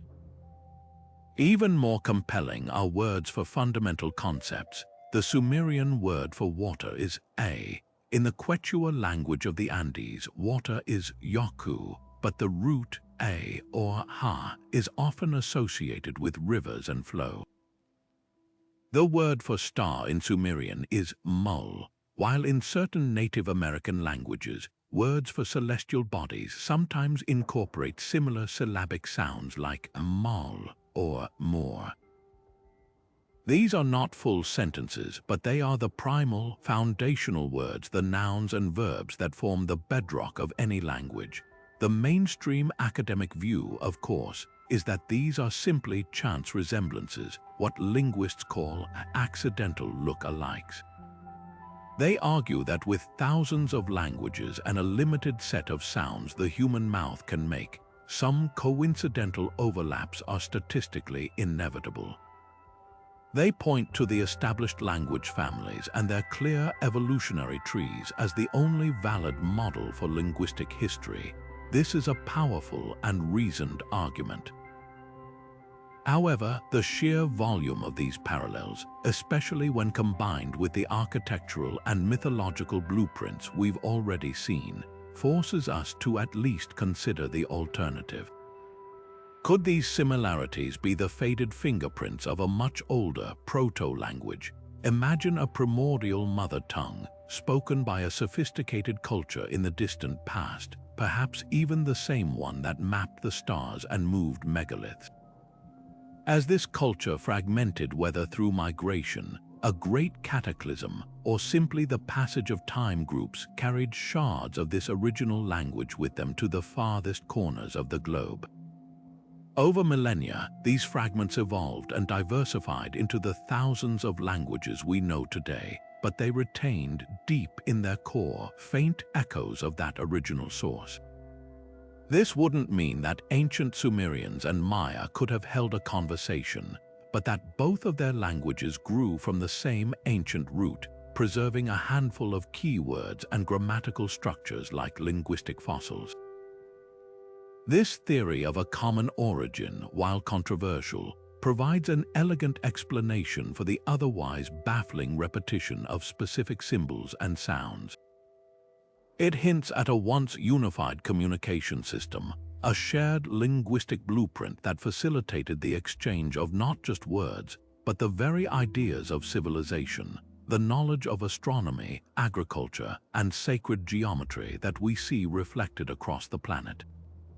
It suggests that before the Great Separation, humanity was, in a very real sense, speaking the same language. And if they were all speaking from the same foundational text, it makes perfect sense that they would all build from the same foundational plans, looking upward to the same celestial patterns for guidance. High atop the great platforms of the ancient world, they built structures that defy simple categorization. These were not just temples or tombs. They were machines of stone, engineered not to process materials, but to process time itself. They were dedicated observatories, and their design reveals a global obsession with mapping the heavens with a precision that continues to astonish modern astronomers. In the heart of the Yucatan Peninsula, within the sprawling Mayan city of Chichen Itza, stands one of the most distinctive and enigmatic buildings of the ancient world, the Caracol. Its name, meaning snail in Spanish, comes from the spiral staircase that winds its way up through its interior, a feature that feels strikingly modern in its complexity. From the outside, the Caracol looks almost like a whimsical ancient observatory, with its circular tower set upon a large rectangular platform, a design unique among Mayan architecture. But its whimsical appearance belies its profound sophistication. This structure is a masterpiece of astronomical engineering. Its narrow, slit-like windows are not placed at random. They are precisely aligned to frame specific celestial events. One window captures the extreme northern setting of Venus, the planet that held immense importance in Mayan cosmology, governing war and divine authority. Another opening is perfectly positioned to mark the sunset on the spring equinox, while other alignments track the movements of the sun, the moon, and other stars across the seasonal sky. The entire building is a three-dimensional calendar, a permanent stone computer that allowed Mayan priest astronomers to predict eclipses, plan agricultural cycles, and time their sacred rituals with celestial accuracy. It was the nerve center for their understanding of cosmic order. Now, travel across the globe to the plains of Rajasthan in India, several centuries later, and you will encounter a site that is both utterly different and conceptually identical. The Janta Manta observatories, built by the enlightened Maharaja Jai Singh Roman II in the early 18th century, are a collection of colossal astronomical instruments constructed from masonry and stone.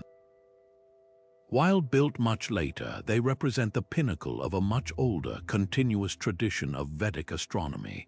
These are not telescopes, they are massive, fixed structures designed for the naked eye. The Samrat Yantra, or Supreme Instrument, is a gigantic triangular gnomon that casts a shadow onto a pair of curved quadrants, functioning as a massive sundial accurate to within 2 seconds. The Jai Prakash uses complementary hemispherical bowls with crosswires to precisely track the coordinates of celestial bodies, and the Ram Yantra consists of 2 large complementary cylindrical structures for measuring altitude and azimuth. The scale is staggering, designed to take precise measurements on a grand scale, minimizing human error and creating a permanent public record of the cosmos. What connects the Mayan Caracol and the Indian Janta Manta, despite the vast oceans and centuries that separate them, is their shared purpose. Both were built to do more than just observe, they were built to calculate and predict. They transformed the fleeting movements of the sky into fixed, tangible data points on the ground. They served a dual role as both scientific laboratories and ritual centers, because in the ancient world, the division between science and spirituality did not exist. To understand the cycles of the heavens was to understand the mind of the gods, to participate in the maintenance of cosmic order, or what the Egyptians called Mat and the Hindus called Rta. Prominent archaeoastronomers like Anthony Aveni have spent their careers demonstrating that this was not an isolated phenomenon. From the sun dagger petroglyph in Choco Canyon that marks the solstices with a blade of light, to the precise alignments of the temples of ancient Egypt that targeted the star Sirius, we find this same global imperative. Why would cultures dedicate such immense resources, architectural ingenuity, and intellectual effort to build these complex celestial machines? The practical benefits are clear, accurate calendars for agriculture and social organization. But the drive to do it on such a precise and monumental scale suggests a deeper, unifying motive. It may have been part of a fundamental blueprint for civilization itself, a core principle that to build a society was to align it with the cosmos. These observatories were the control panels for that alignment, the means by which humanity could ensure its harmony with the fundamental rhythms of the universe, a quest that appears to have been a shared foundational goal for civilizations across the globe. But what if the true purpose of these magnificent structures was far more profound than mere observation or commemoration? What if the ancient master builders were not just aligning with energy, but actively harnessing it? This leads us to a truly mind-bending and controversial blueprint, the theory that these sites functioned as sophisticated power plants designed to tap into the very energy of the Earth itself. Imagine Stonehenge not as a silent calendar, but as a humming transformer, or the Great Pyramid not as a tomb, but as a colossal generator. This idea pushes the boundaries of conventional archaeology into the realm of advanced physics and lost technology, suggesting a purpose for these monuments that we are only beginning to comprehend.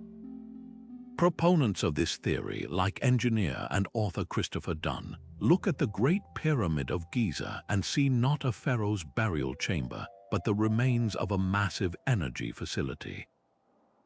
In his book, The Giza Power Plant, Dunn meticulously analyzes the architecture, focusing on the precise construction of the so-called King's Chamber. He points to the unique properties of the huge granite blocks that make up the chamber. Granite contains quartz crystals, which are piezoelectric, meaning they generate an electrical charge when subjected to mechanical stress. Dunn proposes that the pyramid was designed to capture and convert the vast, low-frequency vibrational energy of the Earth. The subterranean chamber, he suggests, acted as a resonator, exciting the entire structure. The Grand Gallery, with its complex corbelled walls, may have functioned as a sound hall, focusing and amplifying these acoustic vibrations up into the queen's and king's chambers. Here, the piezoelectric granite would have transformed this mechanical energy into electrical energy, which could then have been transmitted wirelessly. This is not wild fantasy. It is a hypothesis based on the observable engineering and material properties of the structure, asking us to see the pyramid not through a symbolic lens, but through the eyes of a modern electrical engineer. This concept of energy harnessing isn't confined to Egypt. The massive sarsen stones of Stonehenge, placed with such precision on the Salisbury Plain, are also often linked to theories of earth energy. The site sits at the intersection of several suspected ley lines, those hypothetical pathways of telluric current. Some researchers and dowsers claim that the specific arrangement of the stones, the tall uprights and the lintels connecting them, could have acted as a circuit, channeling and concentrating these terrestrial energies. The bluestones, transported over 150 miles from the Preseli Hills in Wales, are another piece of the puzzle. These stones are not just any rock. They are composed of dolerite and rhyolite, materials known for their unique acoustic properties and, again, their potential for piezoelectricity.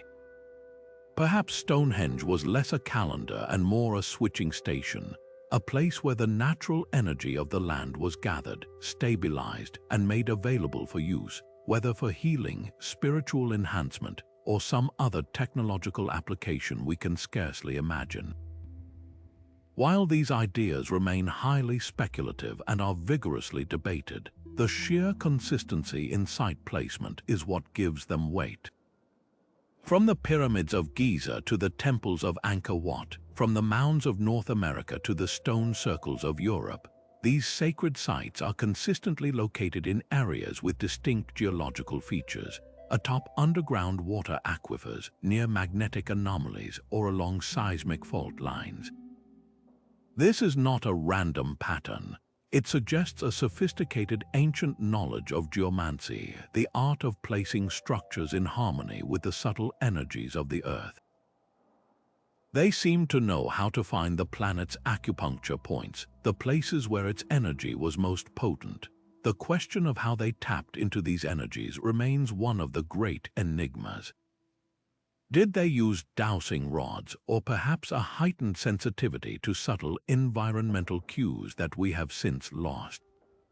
Or were they working from a detailed map of the Earth's energy grid, a map drawn by a much older, forgotten civilization?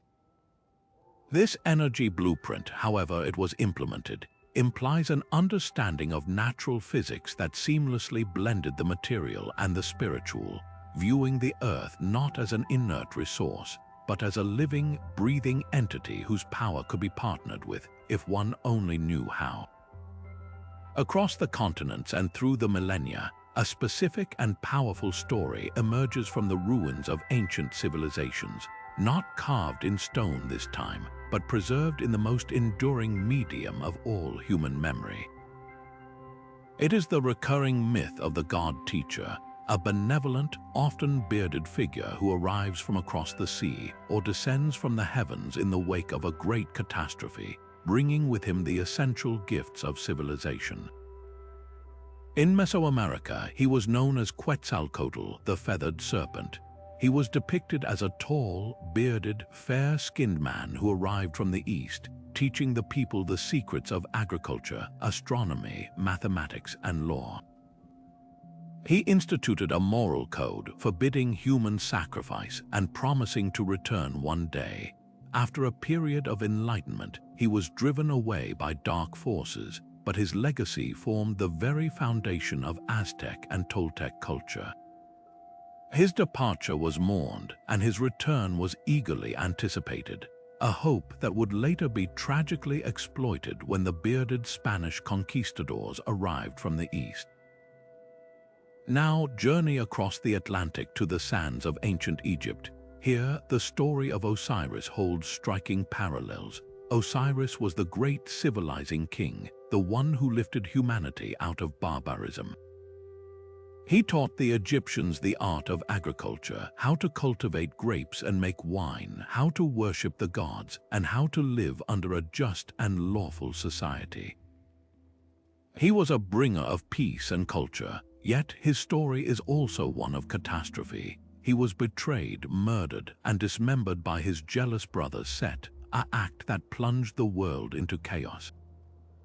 Though he was later resurrected to become the lord of the underworld, his initial reign represented a golden age of knowledge and order that was tragically lost, a memory of a time when a divine being walked among humans to instruct them.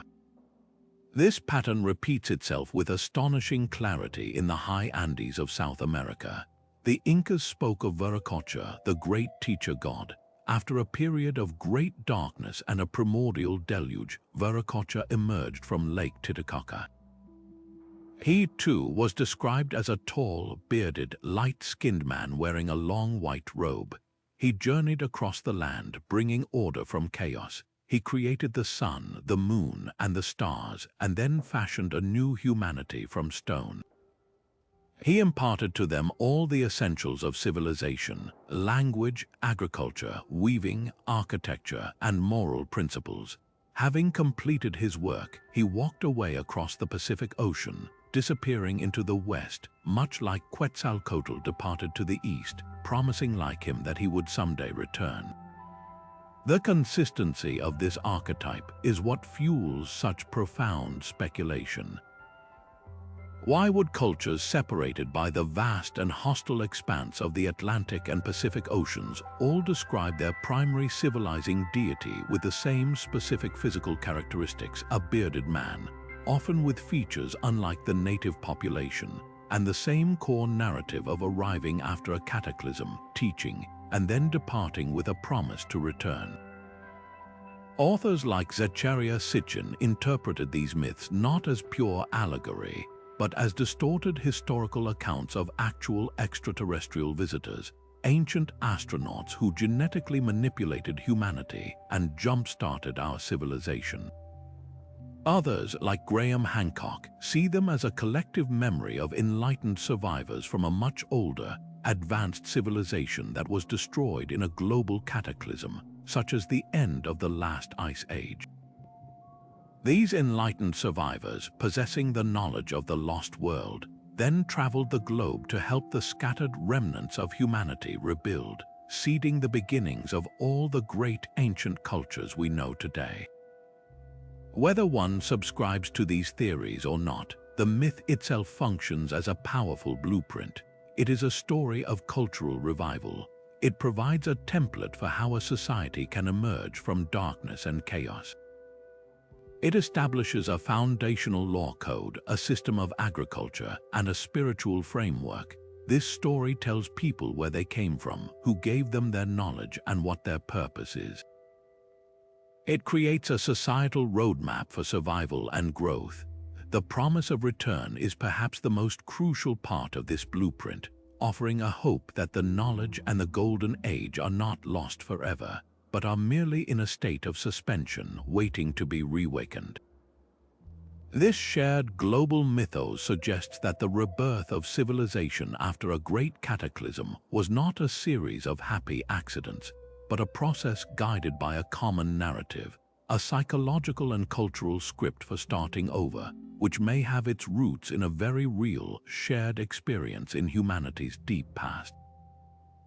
Now consider the awe-inspiring placement of these ancient wonders. It's as if the architects were not only looking to the stars for guidance, but also listening intently to the very pulse of the Earth itself.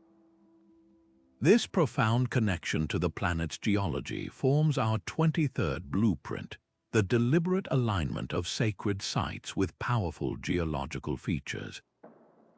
This wasn't about finding a flat piece of land to build upon. It was a conscious choice to position these structures at specific, energetically charged locations, from volcanic foothills and seismic faults to sacred springs and mountain peaks, suggesting the ancients possessed a sophisticated understanding of the Earth's dynamics that we are only beginning to appreciate. Take the iconic Inca citadel of Machu Picchu, perched precariously on a razor-sharp ridge between two towering peaks in the Peruvian Andes. Its location is nothing short of breathtaking, but it was also geologically strategic.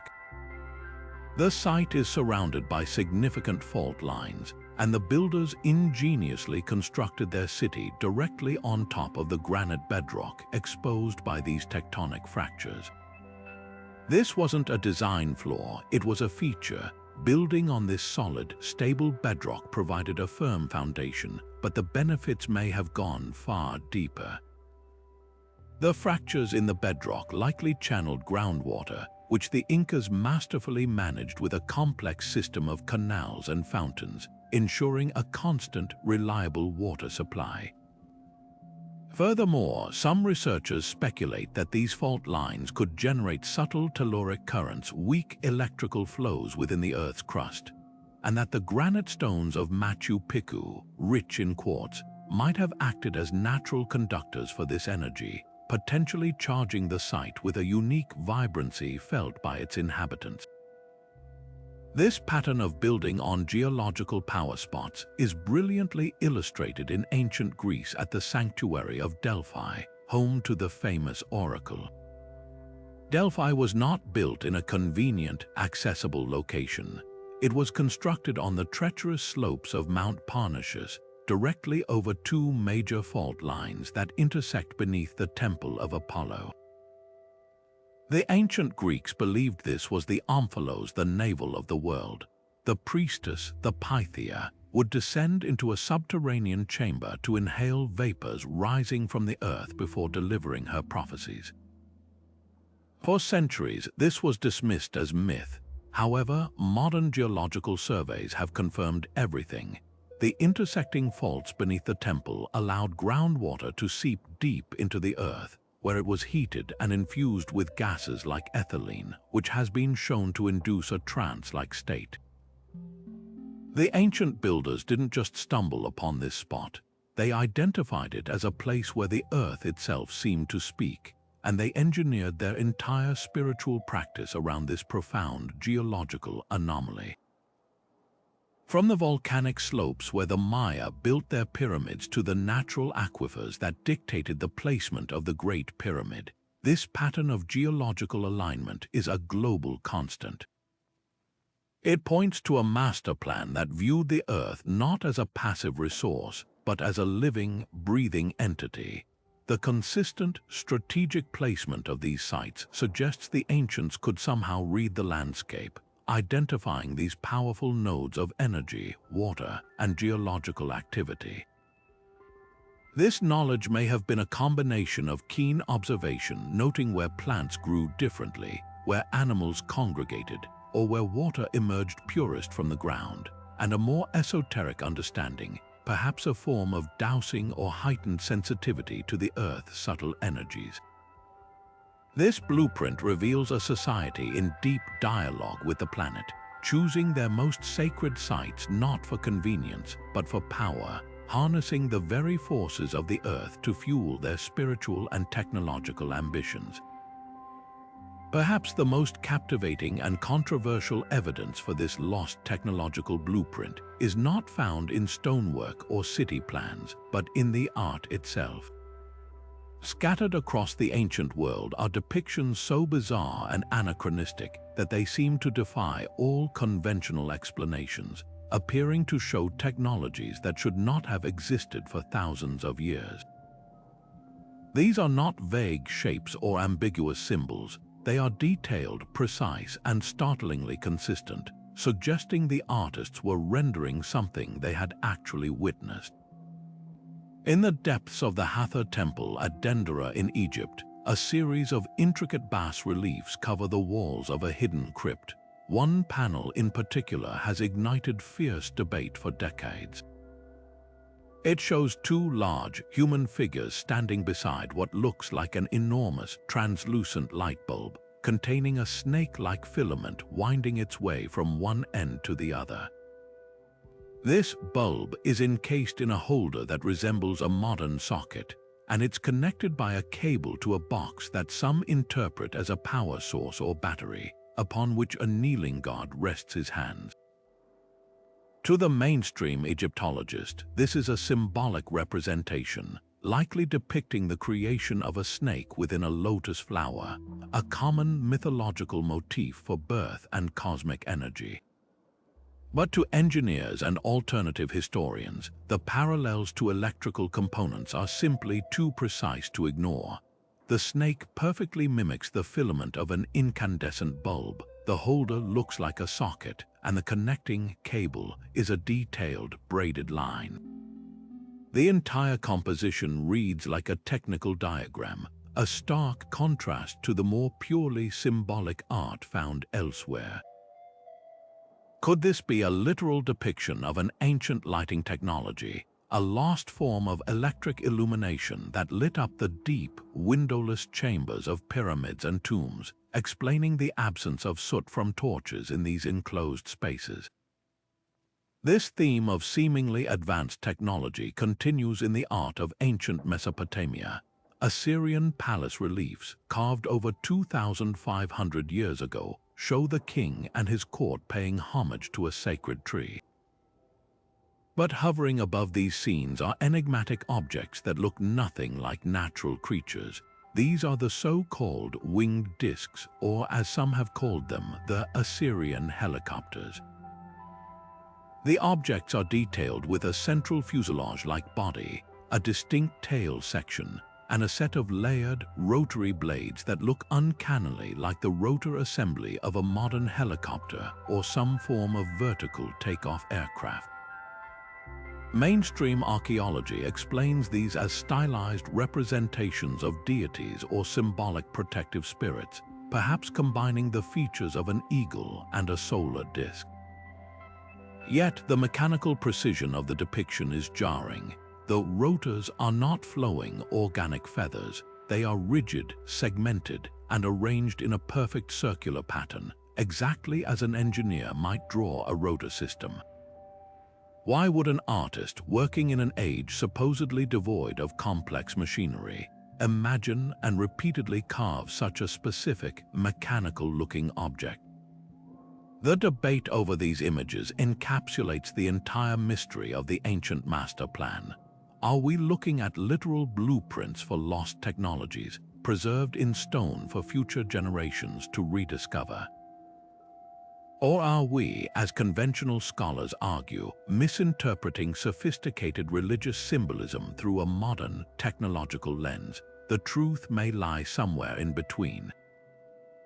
It is possible that these cultures possessed a form of knowledge so advanced that it blurred the line between the spiritual and the mechanical.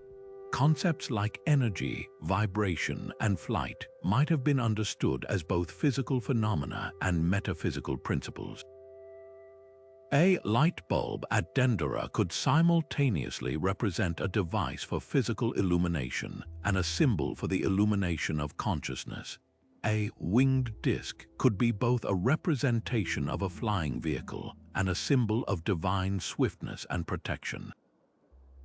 This leads to the most compelling possibility of all, that this art was intentionally created as a multi-layered blueprint. On one level, it served its immediate ritual and symbolic purpose for the culture that created it. But on another, deeper level, it encoded practical, technological information in a symbolic language, preserving it safely through ages of potential catastrophe and cultural collapse. It was a message in a bottle, thrown into the stream of time, meant to be decoded by a future civilization that had once again reached a level of sophistication to understand it.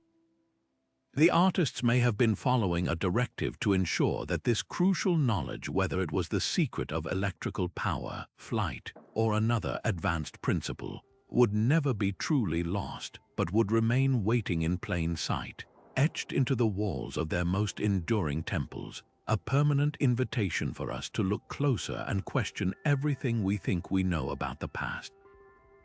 So where does all of this leave us? We've journeyed across continents and through millennia, from the mathematical precision of the pyramids to the harmonic resonance of subterranean chambers, from the universal language of flood myths to the startling similarities in ancient machining.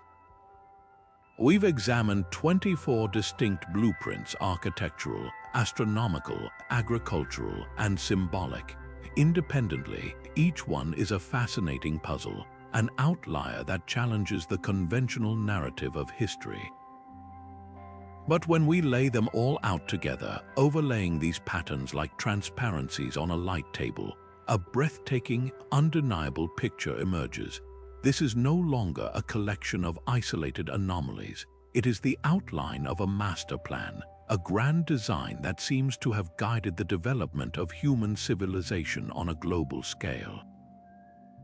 The evidence points toward a profound interconnectedness in the ancient world that our textbooks have largely ignored. This doesn't necessarily mean there was a single, globe-spanning super-civilization like Atlantis, directing everything from a central command. A more nuanced and perhaps more compelling possibility is that there was a network, a web of enlightened cultures that shared a common source of knowledge. Imagine a foundational civilization, perhaps one lost to the cataclysms of the last ice age, whose survivors scattered across the globe. These survivors, these teachers, would have carried with them the core principles of this advanced knowledge: the sacred geometry, the astronomical observations, the engineering techniques, and the spiritual wisdom. As they integrated with emerging hunter-gatherer societies, they catalyzed the rise of civilizations everywhere, from the banks of the Nile to the highlands of Peru, each adapting this core knowledge to their local environment and cultural expression, yet preserving its essential, recognizable features. Another possibility, of course, is the concept of external guidance, the ancient astronaut theory, which posits that this knowledge was imparted by visitors from elsewhere. While this remains the most speculative of the theories, it is a testament to the depth of the mystery that such ideas even need to be considered. The sheer technological leap required for some of these achievements, especially the machining of hard stone and the global geodetic surveying, is so vast that it pushes the boundaries of what we believe humans were capable of with the tools we've found. Whether the source was human or otherwise, the outcome is the same: a coordinated dissemination of a sophisticated blueprint. The implications of this are truly revolutionary. It suggests that human history is not a simple story of linear progress from primitive to advanced. Instead, it appears to be a story of rise and fall, of catastrophe and renewal, of forgotten golden ages and painful resets. Our ancestors were not simple primitives. They were the inheritors and guardians of a sophisticated science that seamlessly blended the material and the spiritual. They understood the universe as a living, interconnected system, and they built their world in sacred alignment with its principles. This master plan had a clear purpose. It was a system for preserving crucial knowledge across generations and across potential global disasters. It was a guide for harmonizing human society with the natural world and the cosmos. And perhaps most intriguingly, it may have been a preparation for future cycles, a way to encode warnings and instructions within myth, architecture, and geography, ensuring that even if civilization fell, the seeds for its rebirth would remain, waiting in the stones and the stories for a future time when humanity would be ready to understand them once again. This isn't just history, it's a message across time, inviting us to see our past, and therefore our future, in an entirely new light. We have journeyed together across oceans of time and vast continental divides, exploring 24 threads of a mystery that binds our ancient world together. From the impossible precision of megalithic stonework to the universal whisper of flood myths, from the shared language of sacred geometry to the global placement of temples upon powerful geological features, the evidence laid out before us is nothing short of overwhelming. These are not random, isolated acts of genius. They are pages from the same instruction manual, chapters of a single grand story written in stone, star, and symbol. This pattern challenges the very bedrock of conventional history, inviting us, no, compelling us, to reconsider the narrative of human progress. It suggests that our ancestors were part of something far more interconnected, far more sophisticated, and far more mysterious than we have ever been taught. The implications of this are profound. It paints a picture of human history not as a simple, linear climb from primitive to advanced, but as a story of cycles. A story of a great rise, a devastating fall, and a resilient, persistent effort to rebuild from the fragments of a lost world. The master plan we've uncovered appears to be a survival mechanism, a sophisticated system for preserving the most crucial knowledge across generations and across global catastrophes. It was a way to encode the secrets of astronomy, agriculture, engineering, and spirituality into the very landscape, ensuring that even if libraries burned and cities crumbled, the blueprint for civilization would remain, waiting in plain sight for a future age to recognize it. This isn't just about rewriting the past, it's about understanding our own potential. It suggests that the seeds of unity, advanced knowledge, and a harmonious relationship with our planet are not new concepts, but are in fact our forgotten inheritance. So, what do you believe connects these ancient wonders? Do you see the hand of a lost global civilization, a network of enlightened seafarers sharing wisdom across the prehistoric world? Or does the evidence point your imagination toward more otherworldly possibilities, the guidance of advanced visitors who helped steer humanity toward its destiny? Perhaps the truth is an even more complex tapestry, woven from both human ingenuity and influences we are only beginning to comprehend. I am deeply curious to hear your perspective in the comments below. This conversation is just beginning. If this exploration has ignited your curiosity, make sure to subscribe and hit the notification bell, as we have many more deep dives into history's greatest mysteries coming your way. Remember, the greatest discoveries often begin with a single question. Thank you for joining me on this incredible journey. Keep looking up, keep looking down, and never, ever stop questioning the